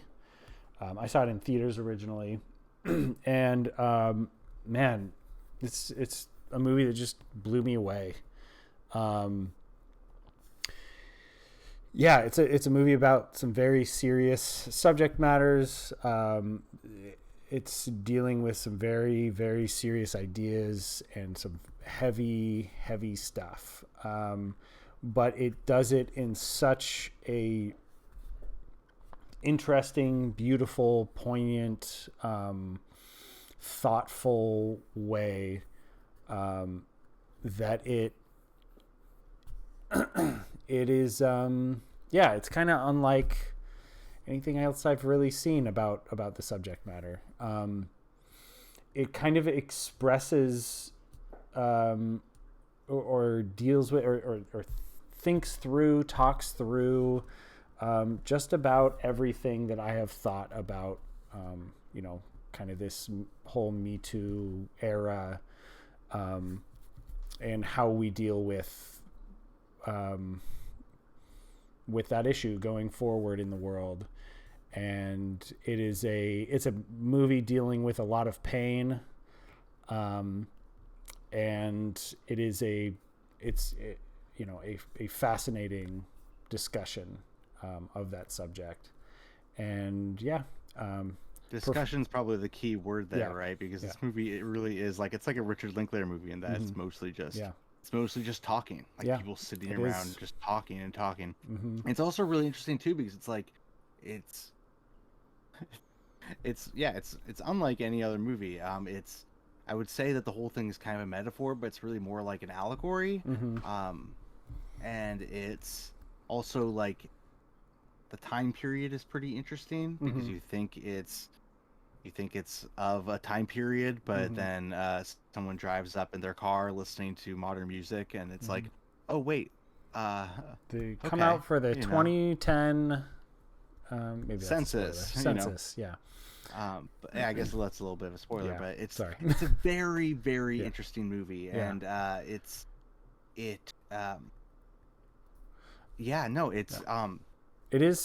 very and it's interesting how it is. I did a little bit of research after the last time I saw the movie. It is based on a book that was written by a Canadian woman who came from one of these, I believe, Masonic colonies, or I don't know what you call it. Something very similar to what the movie depicts, but she was inspired to write it after something very similar happened in a different colony, and or commune, and so it is based on a real event, real thing that happened, but it's an interesting kind of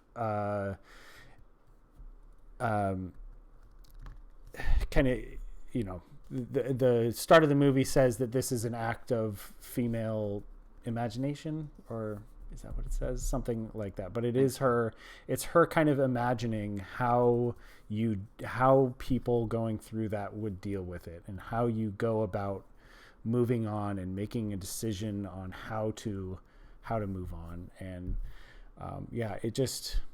it's so beautiful, and it takes its time to deal with every kind of facet of this conversation, and it goes places that I didn't think it would go.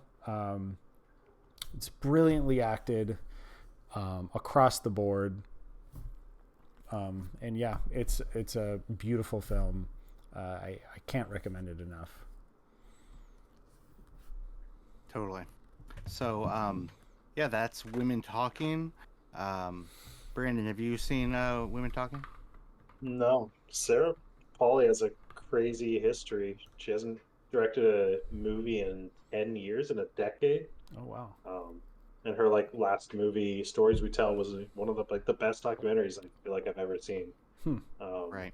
so what a Yeah. crazy career, and she has this huge, Yeah. Academy Award Pretty nominated badass. film now for Best Pretty Picture. badass. Yeah. Yeah. She's awesome.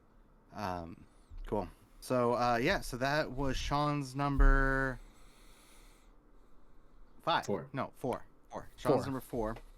Cool. So my number 4 is RRR. So I just saw RRR in theaters last weekend, and yep, it lives up to all the hype people talk about. It's insane. It's one of the craziest movies I've ever seen. It's like a pure adrenaline ride. Like it's so weird how over the top and ridiculous it is while maintaining a spirit of genuine attitude. Like it's this crazy action movie about male bondness. Like two guys becoming best friends. It's such a weird like, and so genuine with their relationship. So they love each other, and they're gonna like have these crazy fights and be over the top, and there's gonna be animals jumping out, and just everything about this movie is over the top and crazy. Like it's got this dance sequence that might be my favorite part of the movie. The credits are so long in the beginning of it, and then the end, the credits also just have like a dance sequence. And Sean, to speak to what you were saying earlier about having the movie split in parts, I was like exhausted by the end of this movie, and like I like to sit through credits because I like to like decompress. The credits were just like another huge like the credits were like an epilogue. And so the movie still ended, and I was like, I'm still sweating. I don't know. It doesn't really give you much of a chance to like catch your breath. It's just such a ride, this movie. And there's a reason why people talk about it and keep talking about it. It's something special. It's really full on 100% movie. Movie. So yeah, like I loved it. I had a great time. Yeah. I do believe this is a movie Brandon saw. I am really happy. It's like one of the movies I was talking to you guys about throughout the year. I'm really happy you guys went out and saw it. I went and saw it with some friends, and we had no idea what we were getting ourselves into. And we all walked out and absolutely loved it. I think like we all were like crying a bit too. I think one thing you didn't mention, Nick, is that the movie has a way of just like one-upping itself constantly. Like with Yeah. how big these ridiculous action set pieces are. A lot of action films like falter and like don't save the best for last. But this movie like continuously like well paced throughout gives you these huge moments, and each one is just as like insane, silly, ridiculous, but like genuine as the last. All the way up into that final action scene with the blood splattering on the God Save the Queen, all that stuff. So yeah, this movie is incredible. Yeah, Brandon, what you said on July 31st was, guys, this movie is fucking crazy. I've never seen anything like it. I feel like I already just watched multiple movies, and the second half is about to start. Yeah, definitely. I texted you halfway between during the intermission. You text us at the intermission. Yeah, that's great. Nice. Yeah, I totally agree. I don't know. It's a fantastic movie.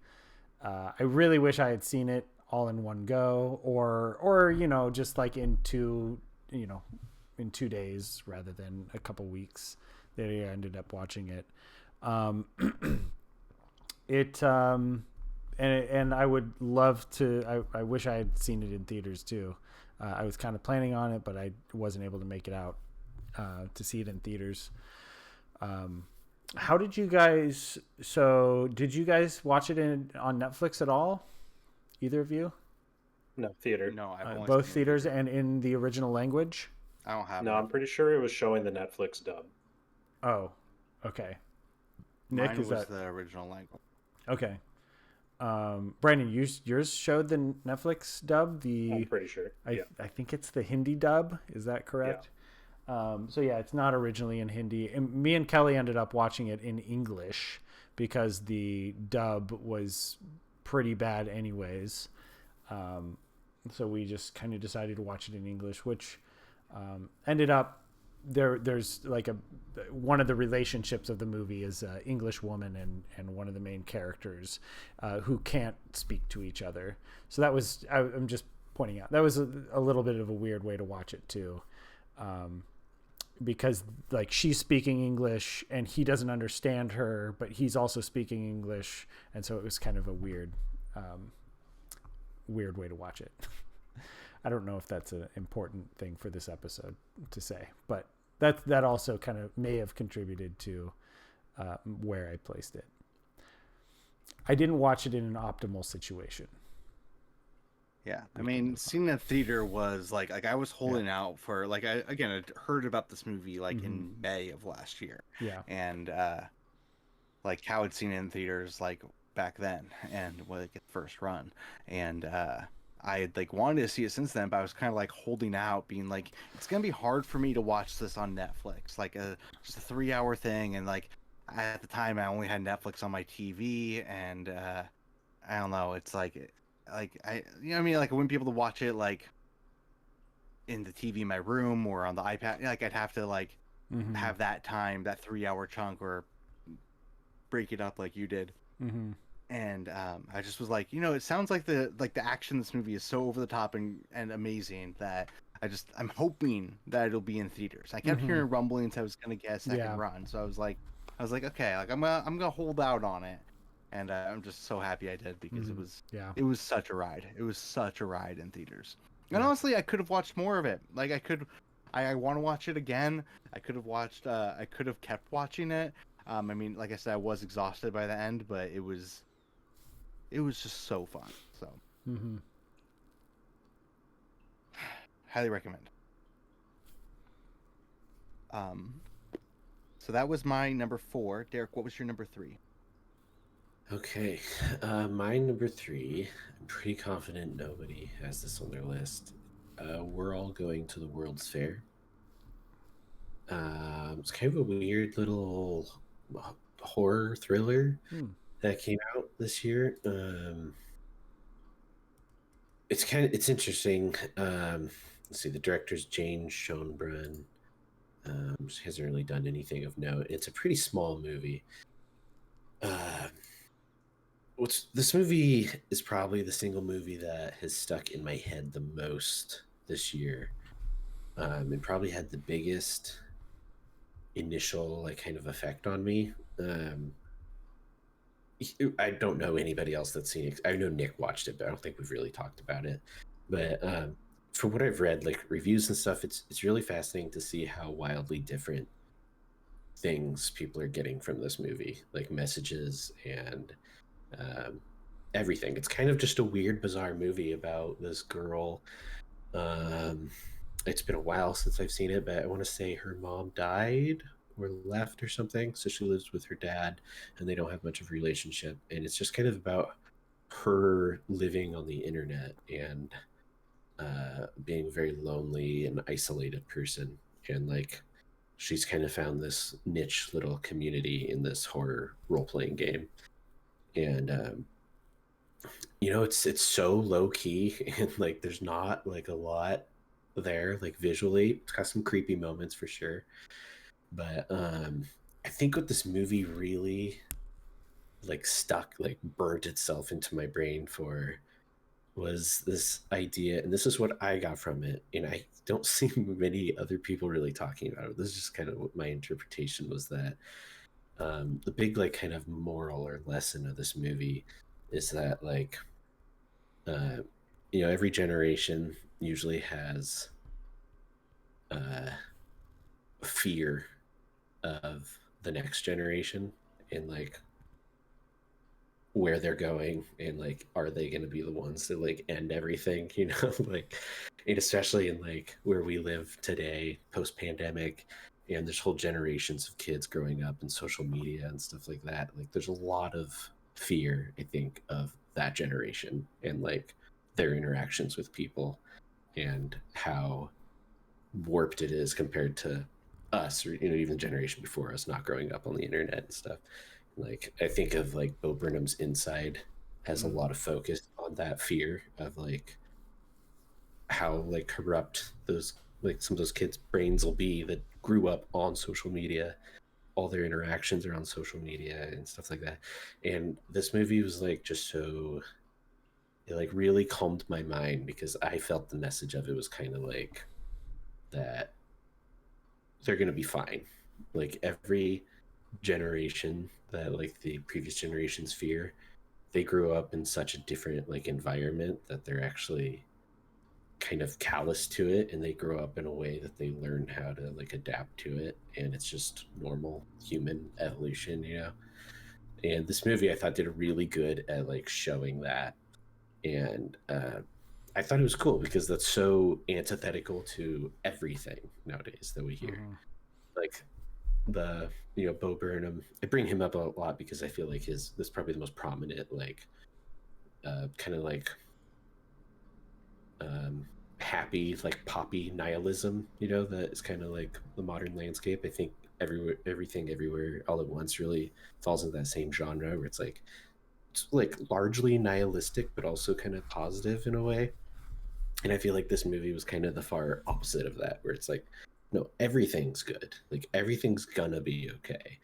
Like this next generation has all the same issues that we do. It's just a completely different lens, and they're growing up in it, and they're gonna be fine. And the movie's kind of about like an older guy like worrying about this girl that's like growing up in this situation. And yeah, I don't know, I thought it was fascinating, and that really just like I've thought about it so much, and it really, I'm definitely a person that has some of that fear of social media and what damage it does to people. But this movie really kind of like helped soothe that. And it was like growing up in that environment, these kids find ways to cope and like make it work, I don't know. It's kind of a big idea in this little movie, but that's what it really drove home to me. And I probably haven't felt so relieved after watching like this movie. Just really was pretty profound to me. So that's why. Yeah, I had never even heard of this movie, but that sounds really interesting, and I do kind of crave that perspective as well. I think a nihilistic negativity, pessimism is kind of a dime a dozen today, and it just like goes in one ear and right out the other at this point. And I really like seeing that kind of perspective explored. I remember The next generation is going to be fine. They're going to be fine. Yeah, the kids are going to be fine. This Honestly, movie got a it's huge push people at who Sundance. the adults. What's that? I Brandon? remember this movie got a huge push at Sundance early this year, and I heard a lot about it way earlier on. And I also got like a lot of social media ads for it. But this looks like it's the like director and the like stars like debut. Yeah, I think so. First for both of them, and you're putting it on your top 3 of the year. Yeah. So that's pretty special. Nice. Yeah. What were you gonna say? Yeah, what'd you say, Nick? No, I mean, I was just trying to piggyback off what you guys are saying about like social media and stuff, and I just feel like this generation's fine. We'll be fine. Whereas like I think the people who are getting corrupted by social media are the like boomers and already adults when social media got invented and then went too far in it during the pandemic. See, that's kind of fun because you have a completely different perspective than I think all of us would, because you're around this age group that's true. every day dealing with But them also, directly. like my interactions though are only with kids who are going to a private Catholic school in Seattle. Like these kids are all college-bound kids who are like, doing okay. I can't really speak to outside of those like 800, but I still feel like they'll be fine. Like I'm with you on that. I do think this movie is very special, really interesting. I don't know if Brandon and Shaun would like it. Honestly, it's kind of like the anti Brandon and Shaun movie in a lot of ways. It's like the opposite of The Northman. You know, like imagine like exactly opposite of that to me. Okay. But no, but just it's I mean, I kind of like I got a lot of anxiety watching this movie. Just talking about it just now was like I just kind of like tensed up and was like, "Oh gosh, that movie." Yeah, like it's really like it's really lonely and sad, and it's like it's like there's a lot of like a lot of scary tone in it, but you don't really know why necessarily. That's And a part Well, of what's so and special about it, I think, because yeah, that for sure, like the whole movie's like that, and it still to me delivered like this Mm. really positive message in the end, and like yeah. it kind of leaves it up for it kind of has a vague ending, but like that's what I got out of it. I mean, the whole as you movie's guys pretty big for the most part, but are talking about it, I keep thinking of Eighth Grade, which is Bo Burnham's movie. So Yeah, it'd be I like don't know eighth if grade, but with horror. one character Mhm. and a horror movie. Like I Mhm. was actually gonna say, like it's a lot like eighth grade, Mhm. and like you're afraid of this person, like you're like afraid for this person Mhm. for some of the same reason, Hmm. but it's also like it's just the tone is it's a horror movie, and it's also Mhm. but it's also like much smaller in scale as well. Mhm. You know, it's like Yeah. it's kind of like a movie that someone could have made like, you know, on their farm. You know, Mhm. it's like someone Dark could have made it by Horses, themselves. I On their think. farm. You know, I mean, Yeah. it's just like like it's just The average person's at their farm. house. You Yeah. know, yeah. Um, Yeah. Definitely. Yeah, that's where the movie takes place. I'm just Oh, okay. it's like Gotcha. they have like a you know some property. Mhm. Nice. Kind of. So, Yeah, it sounds super interesting. great pick, Derek. Great pick. I'm glad you had it on there so high too. I mean, again, I kind of forgot about this movie purposefully. I think because it gave me a lot of like anxiety and stuff. But really interesting movie though. Really great. Shaun, what was your number 3? My number 3 was Avatar: The Way of Water. Right, party. Yeah. Is that not even on your list, Nick? It's number 13. Oh, okay. I punted. What I punted from you, That is my Derek. number 4. Okay. My number 4. Nice. Yeah. I watched this movie 3 times in theaters. I'm probably gonna watch it next year when hopefully it re-releases for episode or for the third movie. Hopefully it re-releases. Yeah, it's just fucking James Cameron. Cannot miss. Yeah, can't miss. He is just such a good filmmaker. It's so he has a way of transporting you into these worlds, and just making everything else just fade away. You know, it's a movie. I said this about the first one. While I was watching the first one and this one, I would like almost have kind of a reality check where I would like come back into my body and realize, oh yeah, like this isn't the real world. Like this isn't. There's another world out there that I'm gonna go back to, and that like feels weird to me. It's so engaging. He's such a good action filmmaker.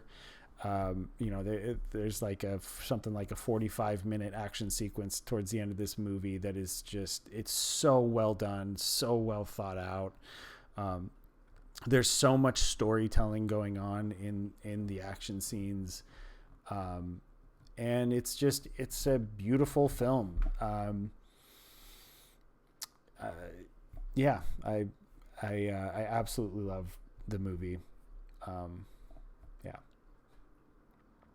Yeah, I second everything you said. It's kind of unfathomable that like this movie exists. Like after the first one, it's like it was so obvious to everybody that that's like a one-time thing. You can't like do that trick again and like actually make it like this cultural event. and he just like did, and Yeah. like I feel like better than the first one in almost every way. Mm-hmm. I think and people, there's a lot of people talk about like the technology, Mm-hmm. but like they don't. I feel like still don't quite give it the appreciation it deserves. Like Mm-hmm. he's literally moving the entire industry forward every time he releases a Mm-hmm. movie by like Yeah. a lot. Like he's just inventing new technology Yeah. and new ways of making movies that have never been done before, Mm-hmm. and it's pretty incredible. Like another 10 years or whatever in this movie, uh, worth of tech and like evolution, and it's like it's hard to say that anyone's touched the last Avatar. Uh-huh. This one's so much better. Yeah, Like visual, it's definitely. crazy. And like there's like a quote that's kind of was running around of him like laughing at like people being impressed by Thanos. Oh yeah. He's like, it's not. I agree. Like Thanos was impressive, and it's nowhere near this. Like just Mm-hmm. like every actor comes through so clearly, and there like there isn't a moment or a thing or a single movement in this movie that registers as anything but entirely real.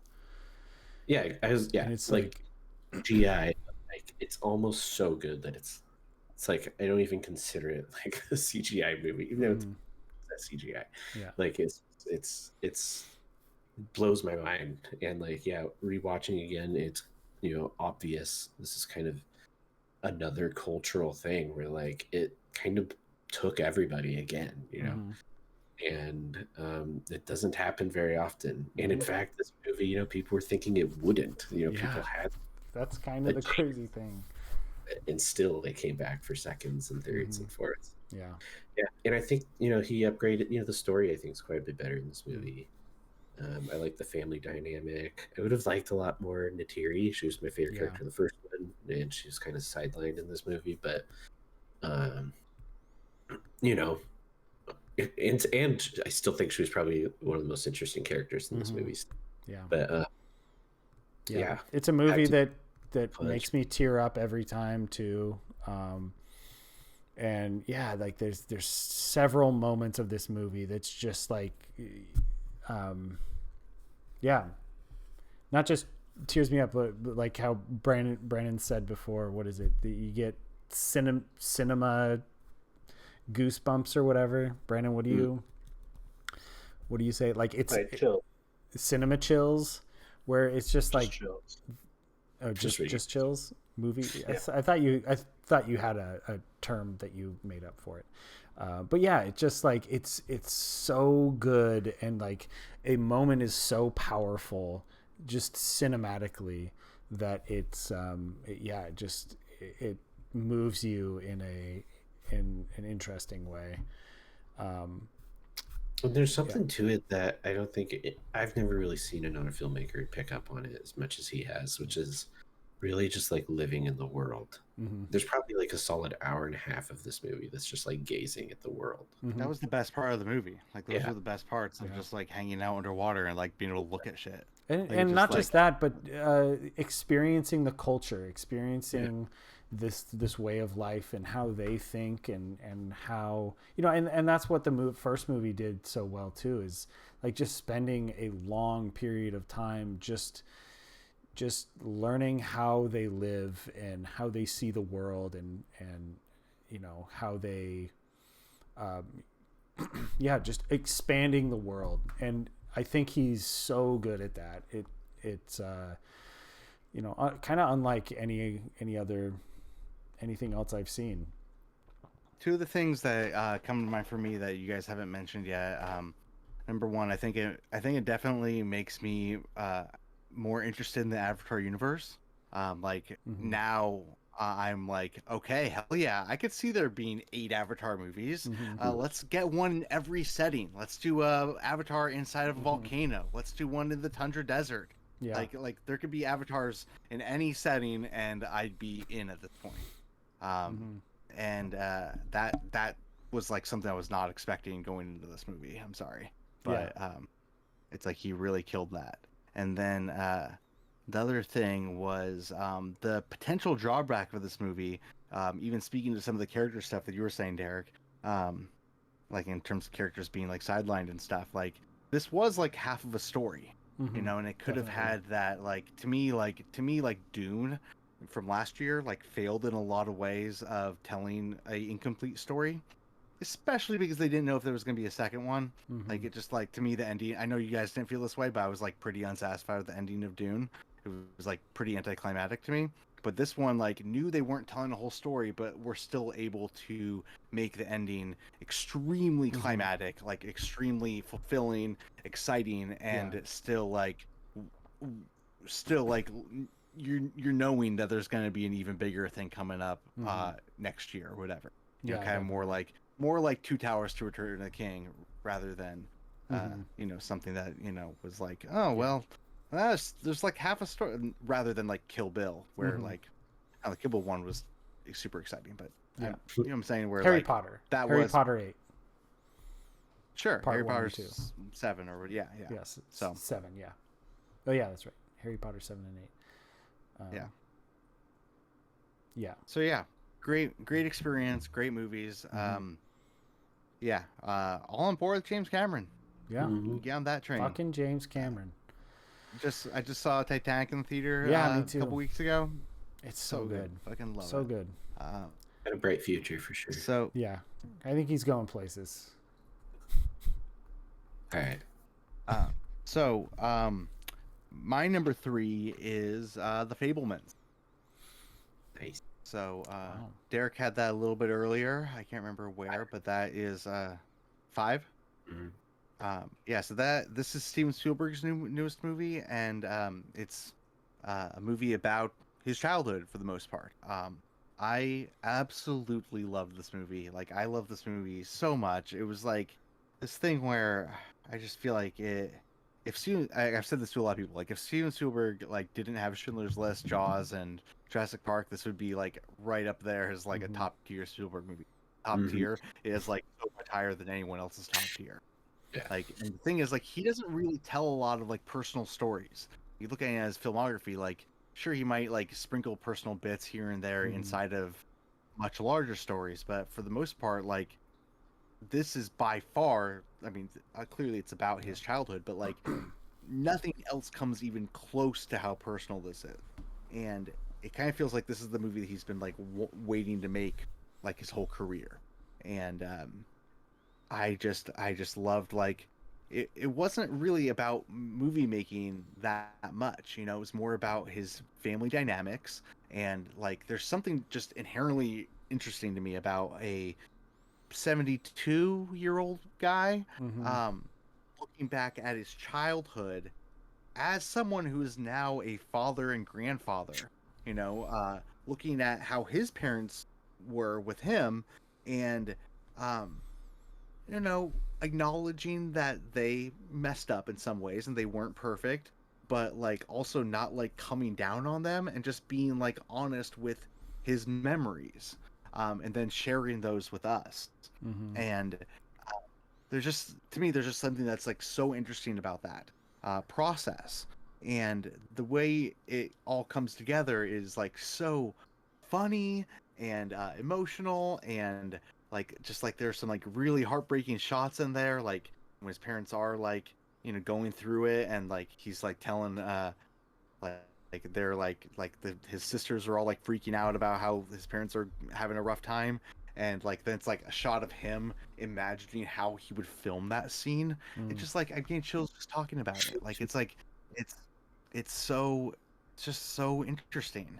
And then like I don't know, like there are bits there at the end that I'm just like thinking about, just like laughing, and like there's like a scene there at the end where he's like he like films this whole scene for his high school, this whole like beach scene, and one of the guys in the movie is like, why did you make me look like that? I'm such a jerk to you, and you made me look like this god. Like, I can't live up to that guy.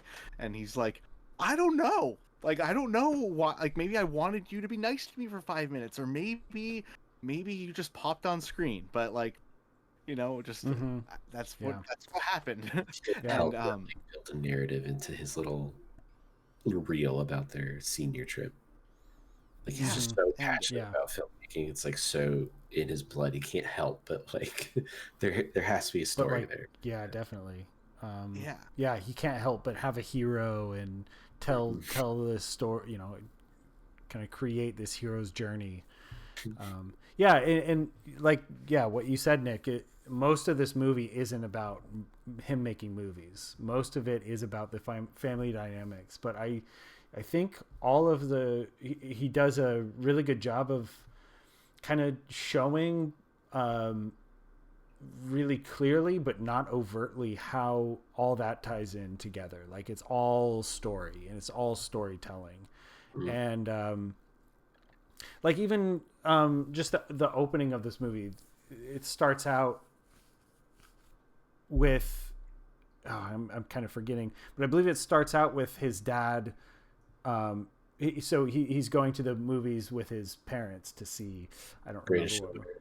Yeah, Greatest Show on Earth, and his dad is talking about kind of the engineering side of movie making and how they're doing it on a technical level, and then his mom is talking to him about kind of the more artistic side of that, and like that, those two dynamics are what is playing through the entire movie, and yeah, I think it's He's subtle, the best but both of them. yeah, definitely. It's subtle but really effective, and I just have to say, it's not fair that Steven Spielberg has someone of Steven Spielberg's caliber to direct his own biopic. Yeah, You know, it's nuts. like if I could have, you know, a Spielberg caliber person, director, filmmaker, tell my biopic, that'd be awesome. Yeah. I mean, everyone's story is interesting, I guess. Yeah. But that's part of it, though, right? Yeah, Where, yeah, like, and all that, like, yeah, comes together with that scene you just mentioned, like, yeah, kind of talking about how you can manipulate reality, and how, yeah, it's about the power of filmmaking and how it can manipulate reality and create heroes and villains, and yeah. Well, and I think like there's I've talked to a lot of different people about this movie, and I feel like different people attach themselves to different parts of it. You know, like, you know, Shan was like really interested in Michelle Williams' character, Definitely. and just like really was like she's doing a lot there, and she definitely is. But like, you know, then I'm talking to another friend who got like really affected by like the divorce elements of the movie and the parents splitting up, and that element of it, where like, you know, real life, you know, all the stories that we have in our lives are really meaningful for all of us. And yeah, like to what you're saying, Shaun, it's like lucky that Steven Spielberg has Steven Spielberg making that movie about himself. But Yeah. it's like there, to me, there is just something that's like inherently interesting about that, like that reflection that someone goes through and then tries to pull the lessons or the interesting bits out and go forward with it. So, big fan. Not a big fan of the name. I wish it wasn't called Fablemans. I also wish it had a better poster. I think it would have made more money if both of those things were better. But I'm also just kind of like disappointed that more people didn't see it. You know? It was kind of like Definitely. it was kind of like a bummer that it didn't do better in the box office. For sure. They just need like one word, just like Jaws. Spielberg. Shark.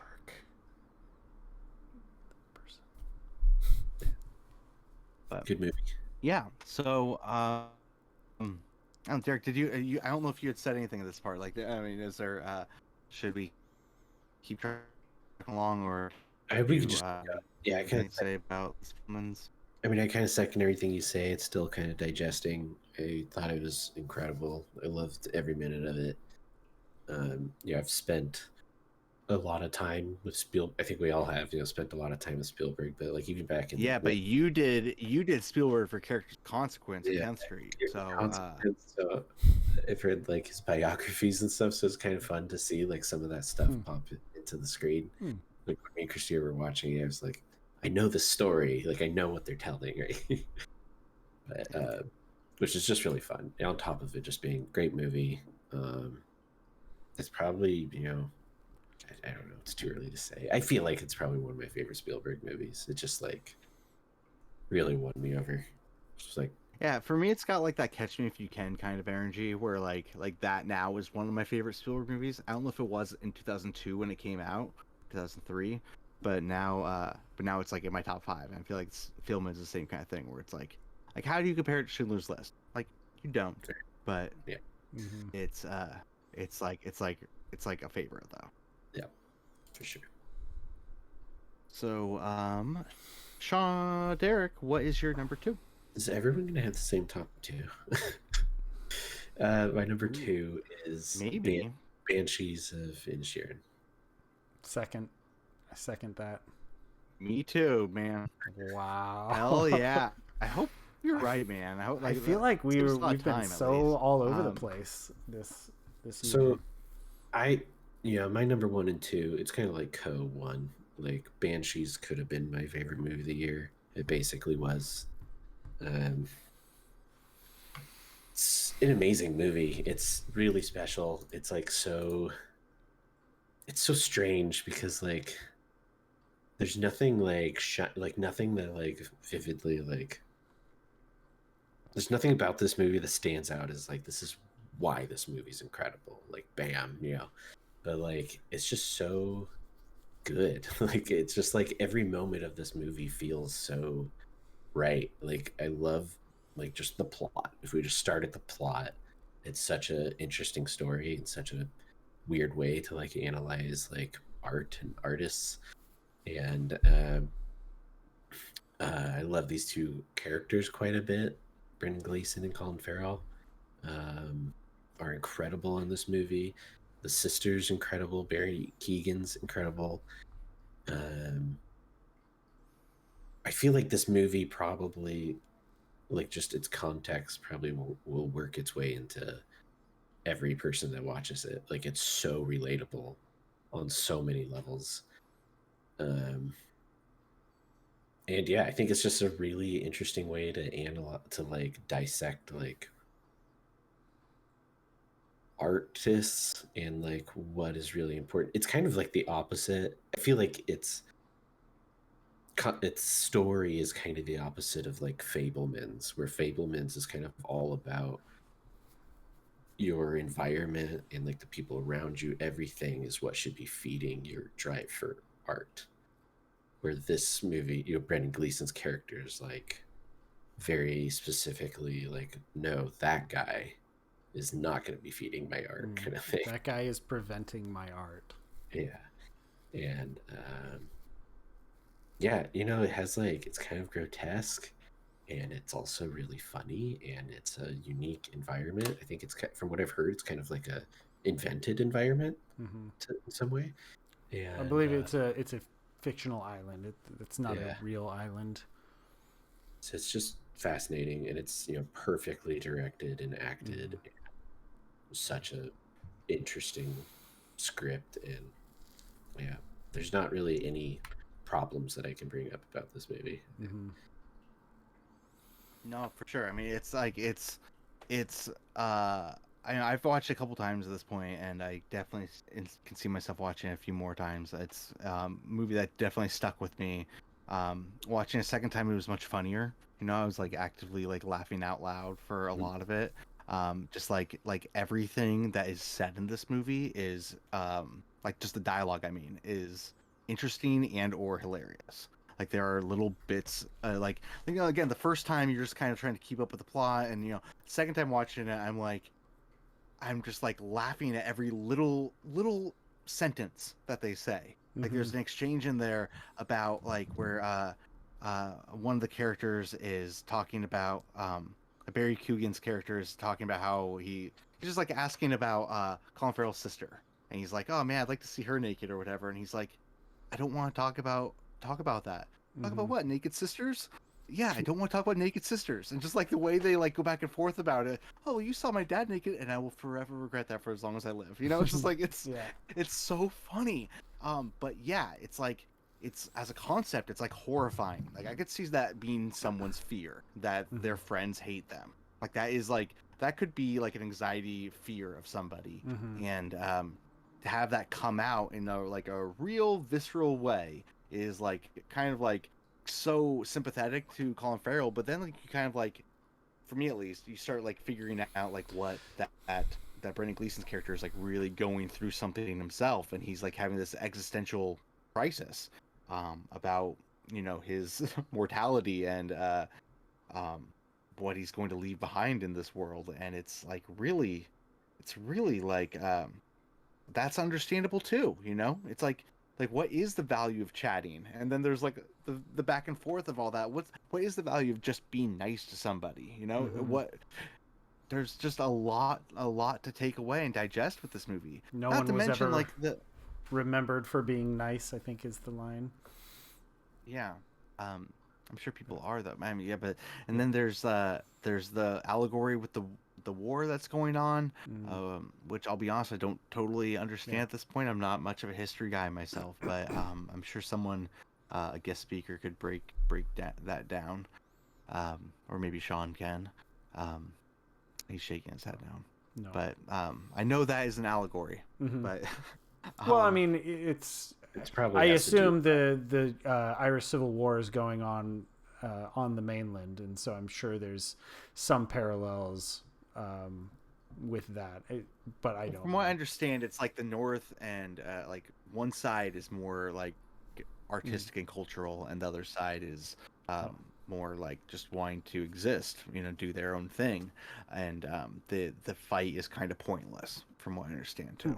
And it's kind of like in the bigger scheme of things, it's like, what are they really fighting over? At least in the war, but also like in our characters, it's like these two guys are like having this grotesque like argument in a lot of ways, and it's like it's disturbing, but it's also kind of pointless. It's like you guys could just like fucking, you didn't need to cut off your finger, man. Like what the fuck is wrong with you? It's just, why are we doing this? But I think at that point the movie starts kind of getting into this element of surrealism where you're supposed to, you're not really supposed to see these as real people actually doing these things and trying to make sense of someone actually cutting off of this particular character actually cutting off his finger. I think it does venture into the surreal at that point, and I think that's one of the movie's strengths. I think it's playing with these ideas in really interesting ways. It's grounded and it feels real and honest in a lot of ways, but then it just kind of steps into this era of surrealism, especially with like the old lady who's I guess supposed to be the banshee of Inisherin, or and yeah, especially when he starts, there's like the scene where he cuts off I think 4 of his fingers all at once, and he's like playing, and he's in the bar, they're playing music, and his hand is just bleeding all over the place, and he's conducting with his and at that point it's not really meant to be seen as anything but kind of a surreal I don't know, abstraction or something, right? I don't know, man. You got me like halfway with that idea, but that like you're speaking in a way of like, well, it's obviously surrealism, and I'm like, sure, maybe, like that's a discussion that we could have, but it's also like they're also real characters that you're living with, and you see them cut off his fingers and throw him at a door, like it's very much like, I still feel like the movie is grounded in a very like visceral way throughout. Yeah. I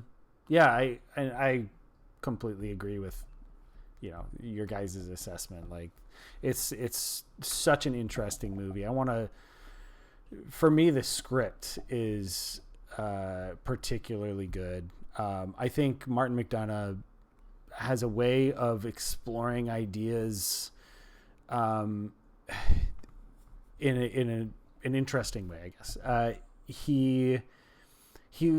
I feel like he presents ideas and then immediately will contradict that idea, and then kind of contradict his contradiction, and he's like kind of jumping all over the place, but and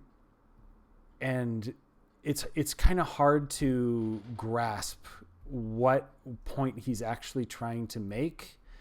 And I think at some points in his scripts, Three Billboards in particular, same with like Seven Psychopaths, at certain points you'll almost think that, okay, this is the point he's trying to make. This is what he's trying to say with this movie. But he always ends up undercutting those kind of neat little tied together points like that he almost makes. And in some ways almost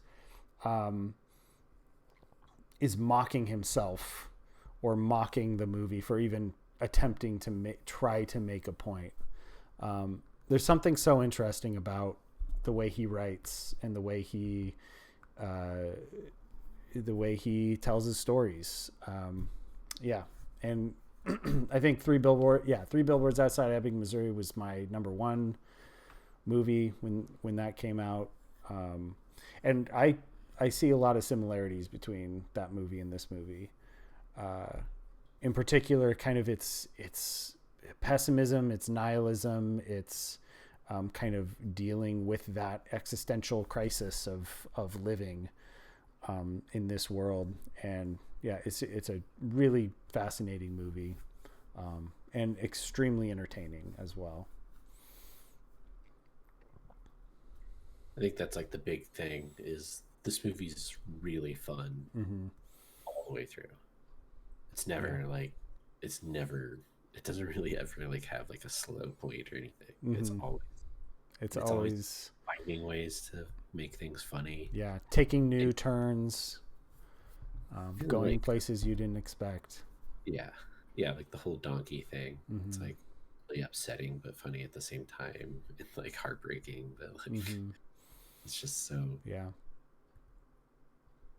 It's nice when you have someone so inventive that they can take a story that feels fairly straightforward and just constantly be finding ways to tell it that you never expect. Yeah. Totally.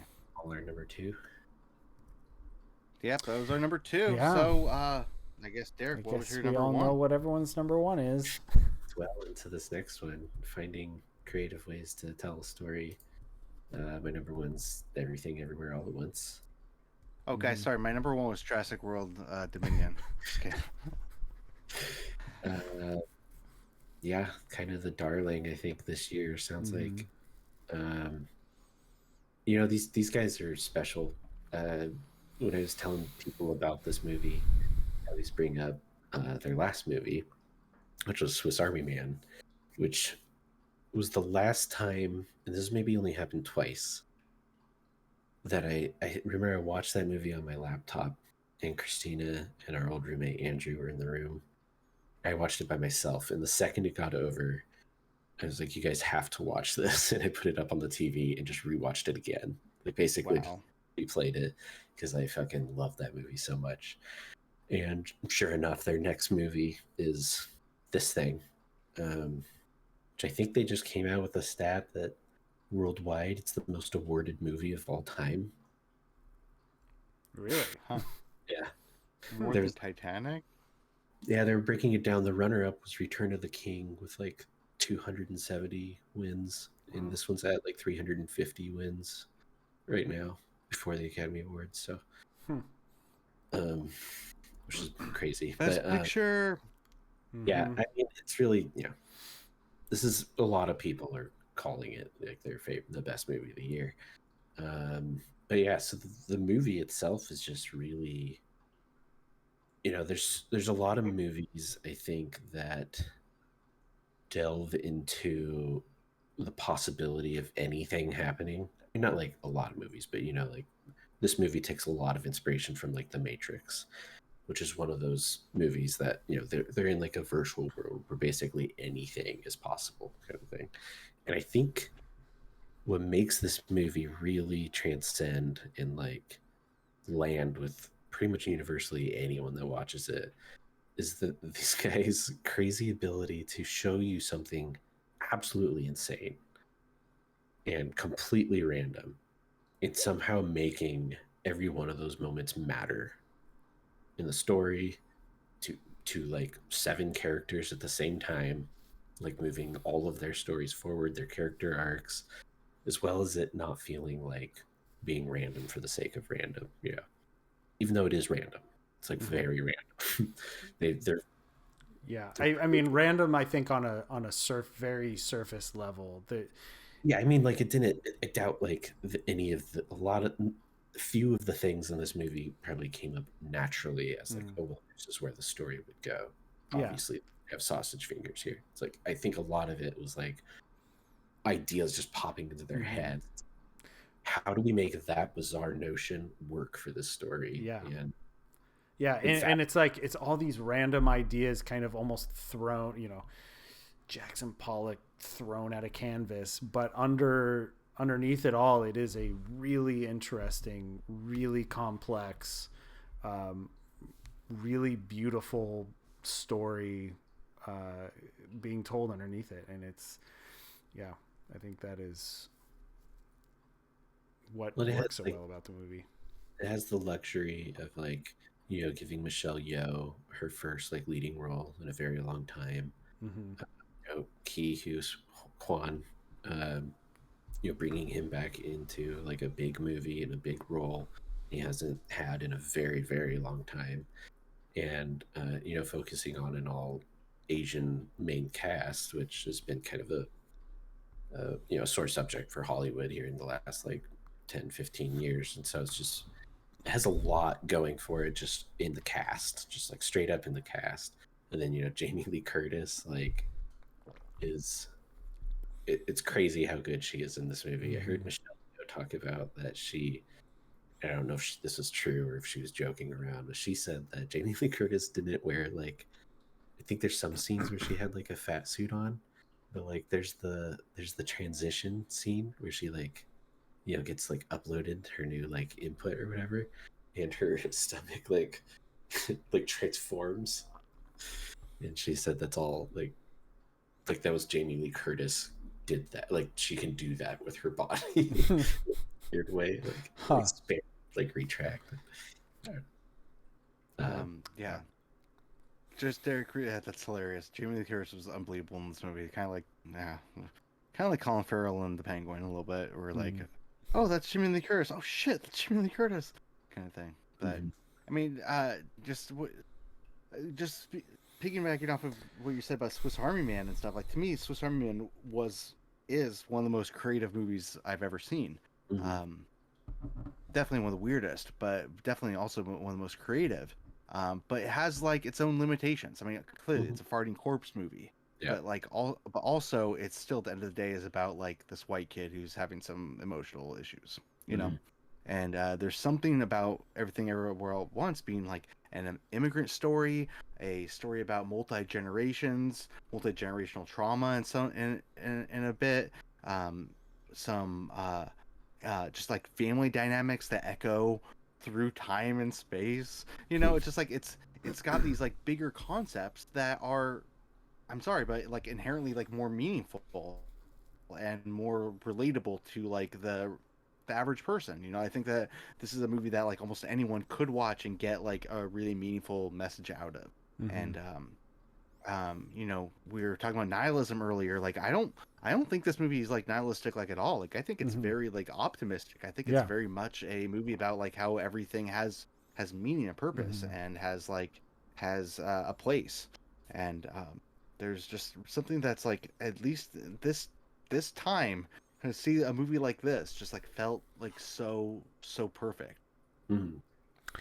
Yeah. The thing I keep saying about this movie is that this movie made me feel combinations of emotions that I have never felt before. There's this, several scenes in this movie, and one in particular where I was laughing hysterically. I was laughing harder than I have laughed in years. At the same time, I was bawling my eyes out at how beautiful and and about how just how beautiful that moment was. And so it was just like this like scene, right? No, I was laughing hysterically at that scene. I wasn't. I don't think I was crying yet, but no, I was like, I guess it was just towards the end, like when everything was just coming together, and like, I can't even really talk about it. Otherwise, I'm gonna get choked up and every time I'll watch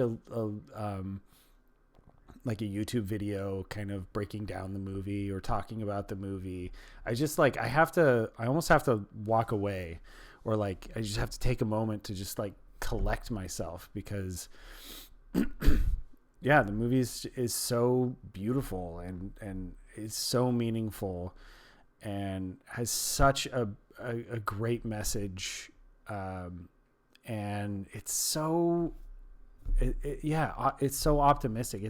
It is very different from like Banshees of Inisherin.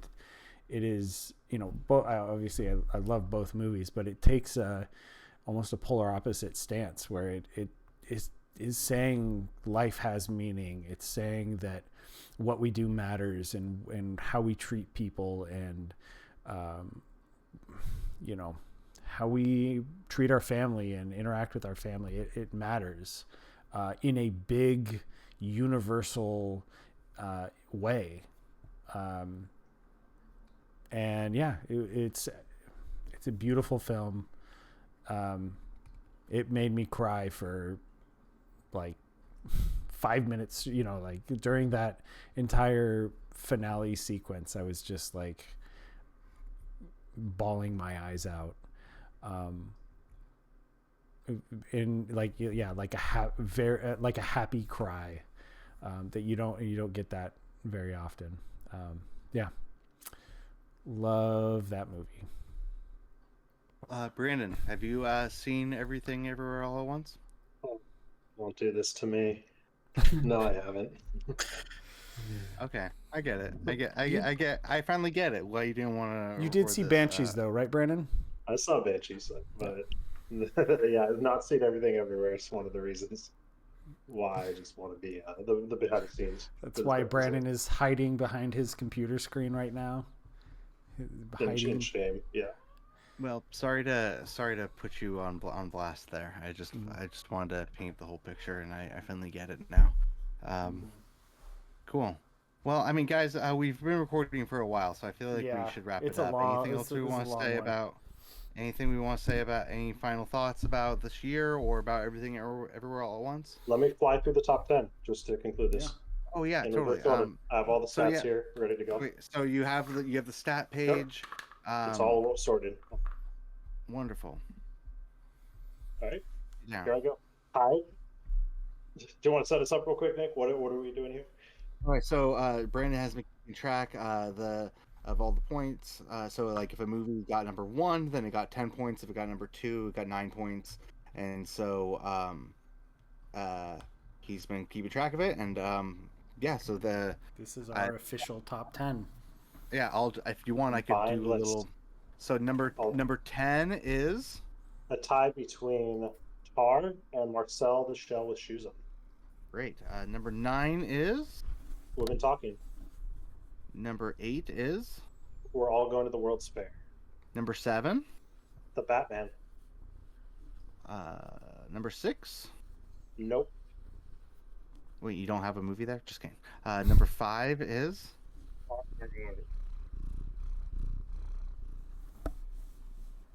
number 4. The Fablemans. Number 3. Avatar: The Way of Water. And number 2. The Banshees of Inisherin.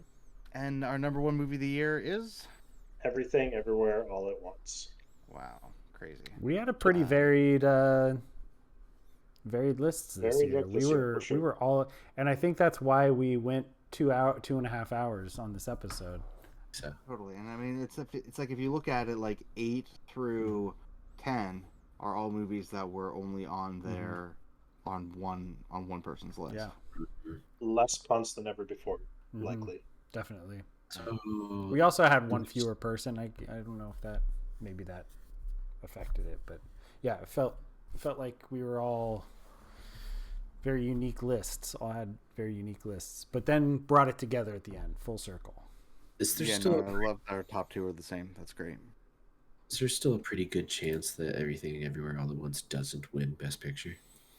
No, it won't. I mean, anything could happen. I have been hearing Mhm. that. I don't know. I don't really pay too much attention, but I do hear that because it's the front runner, it's getting like that wave of backlash at this point, where like a lot of people are like saying it's overrated or not that great actually, or bad. Like I've heard a few people say that at this point, where I'm like, okay, Why but everything, everywhere, all at once is bad? Here's why. yeah.